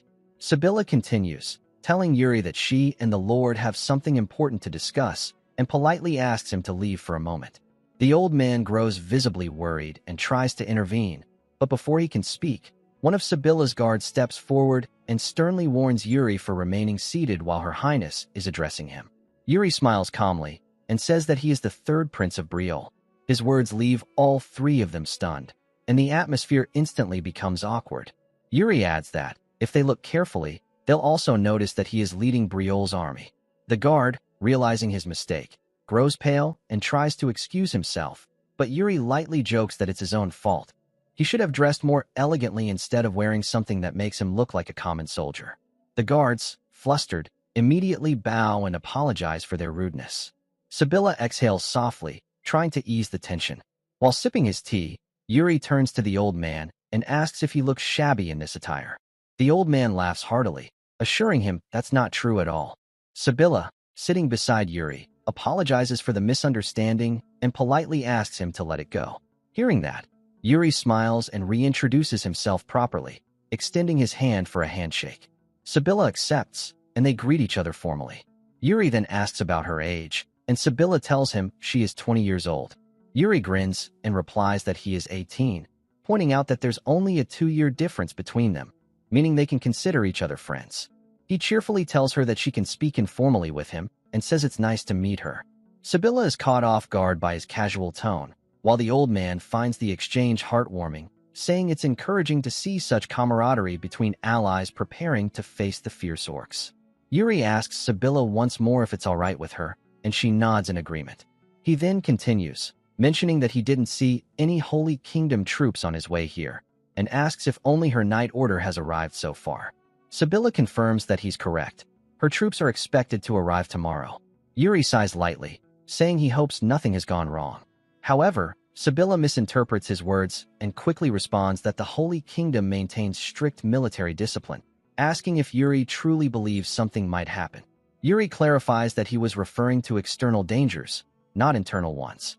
He explains that orcs sometimes appear unexpectedly within secured perimeters, and despite their size, they are skilled at ambushing. The old man nods in agreement, adding that the orcs are cunning and far more deceptive than their appearance suggests. Yuri comments that since it's the Holy Kingdom, there probably won't be any major problems, but it's still good to stay cautious and keep that in mind. After meeting with them, Yuri leaves to explore the town with Hernando. While walking together, Hernando asks about the people of the Holy Kingdom, and Yuri explains that they're rather old-fashioned. He adds that the princess there will likely have quite a difficult time adapting. Hearing this, Hernando grins and remarks that it sounds like Yuri has taken a liking to the princess. Seeing his expression, Yuri appears a bit concerned and replies, "Well, something like that." Then, changing the topic, Yuri pulls out an artifact from his pocket and asks Hernando if he really bought it here. Hernando nods, saying this is the only place around that sells such things. Yuri then reveals that the bandit leader claimed the item lures orcs. More precisely, if orcs nearby sense the aura from this necklace, they lose control and charge toward it. As the two continue their conversation while standing in front of a merchant stall, the shopkeeper grows irritated and shouts at them to leave if they aren't planning to buy anything. Hernando turns to Yuri and says that it seems there's nothing else like this necklace left, as the bandits appear to have bought them all. Yuri sighs and replies that it's a shame. Meanwhile, elsewhere in town, Sibylla meets with her knights. The commander asks if she has finished her discussion with the Lord, and Sibylla confirms that she has.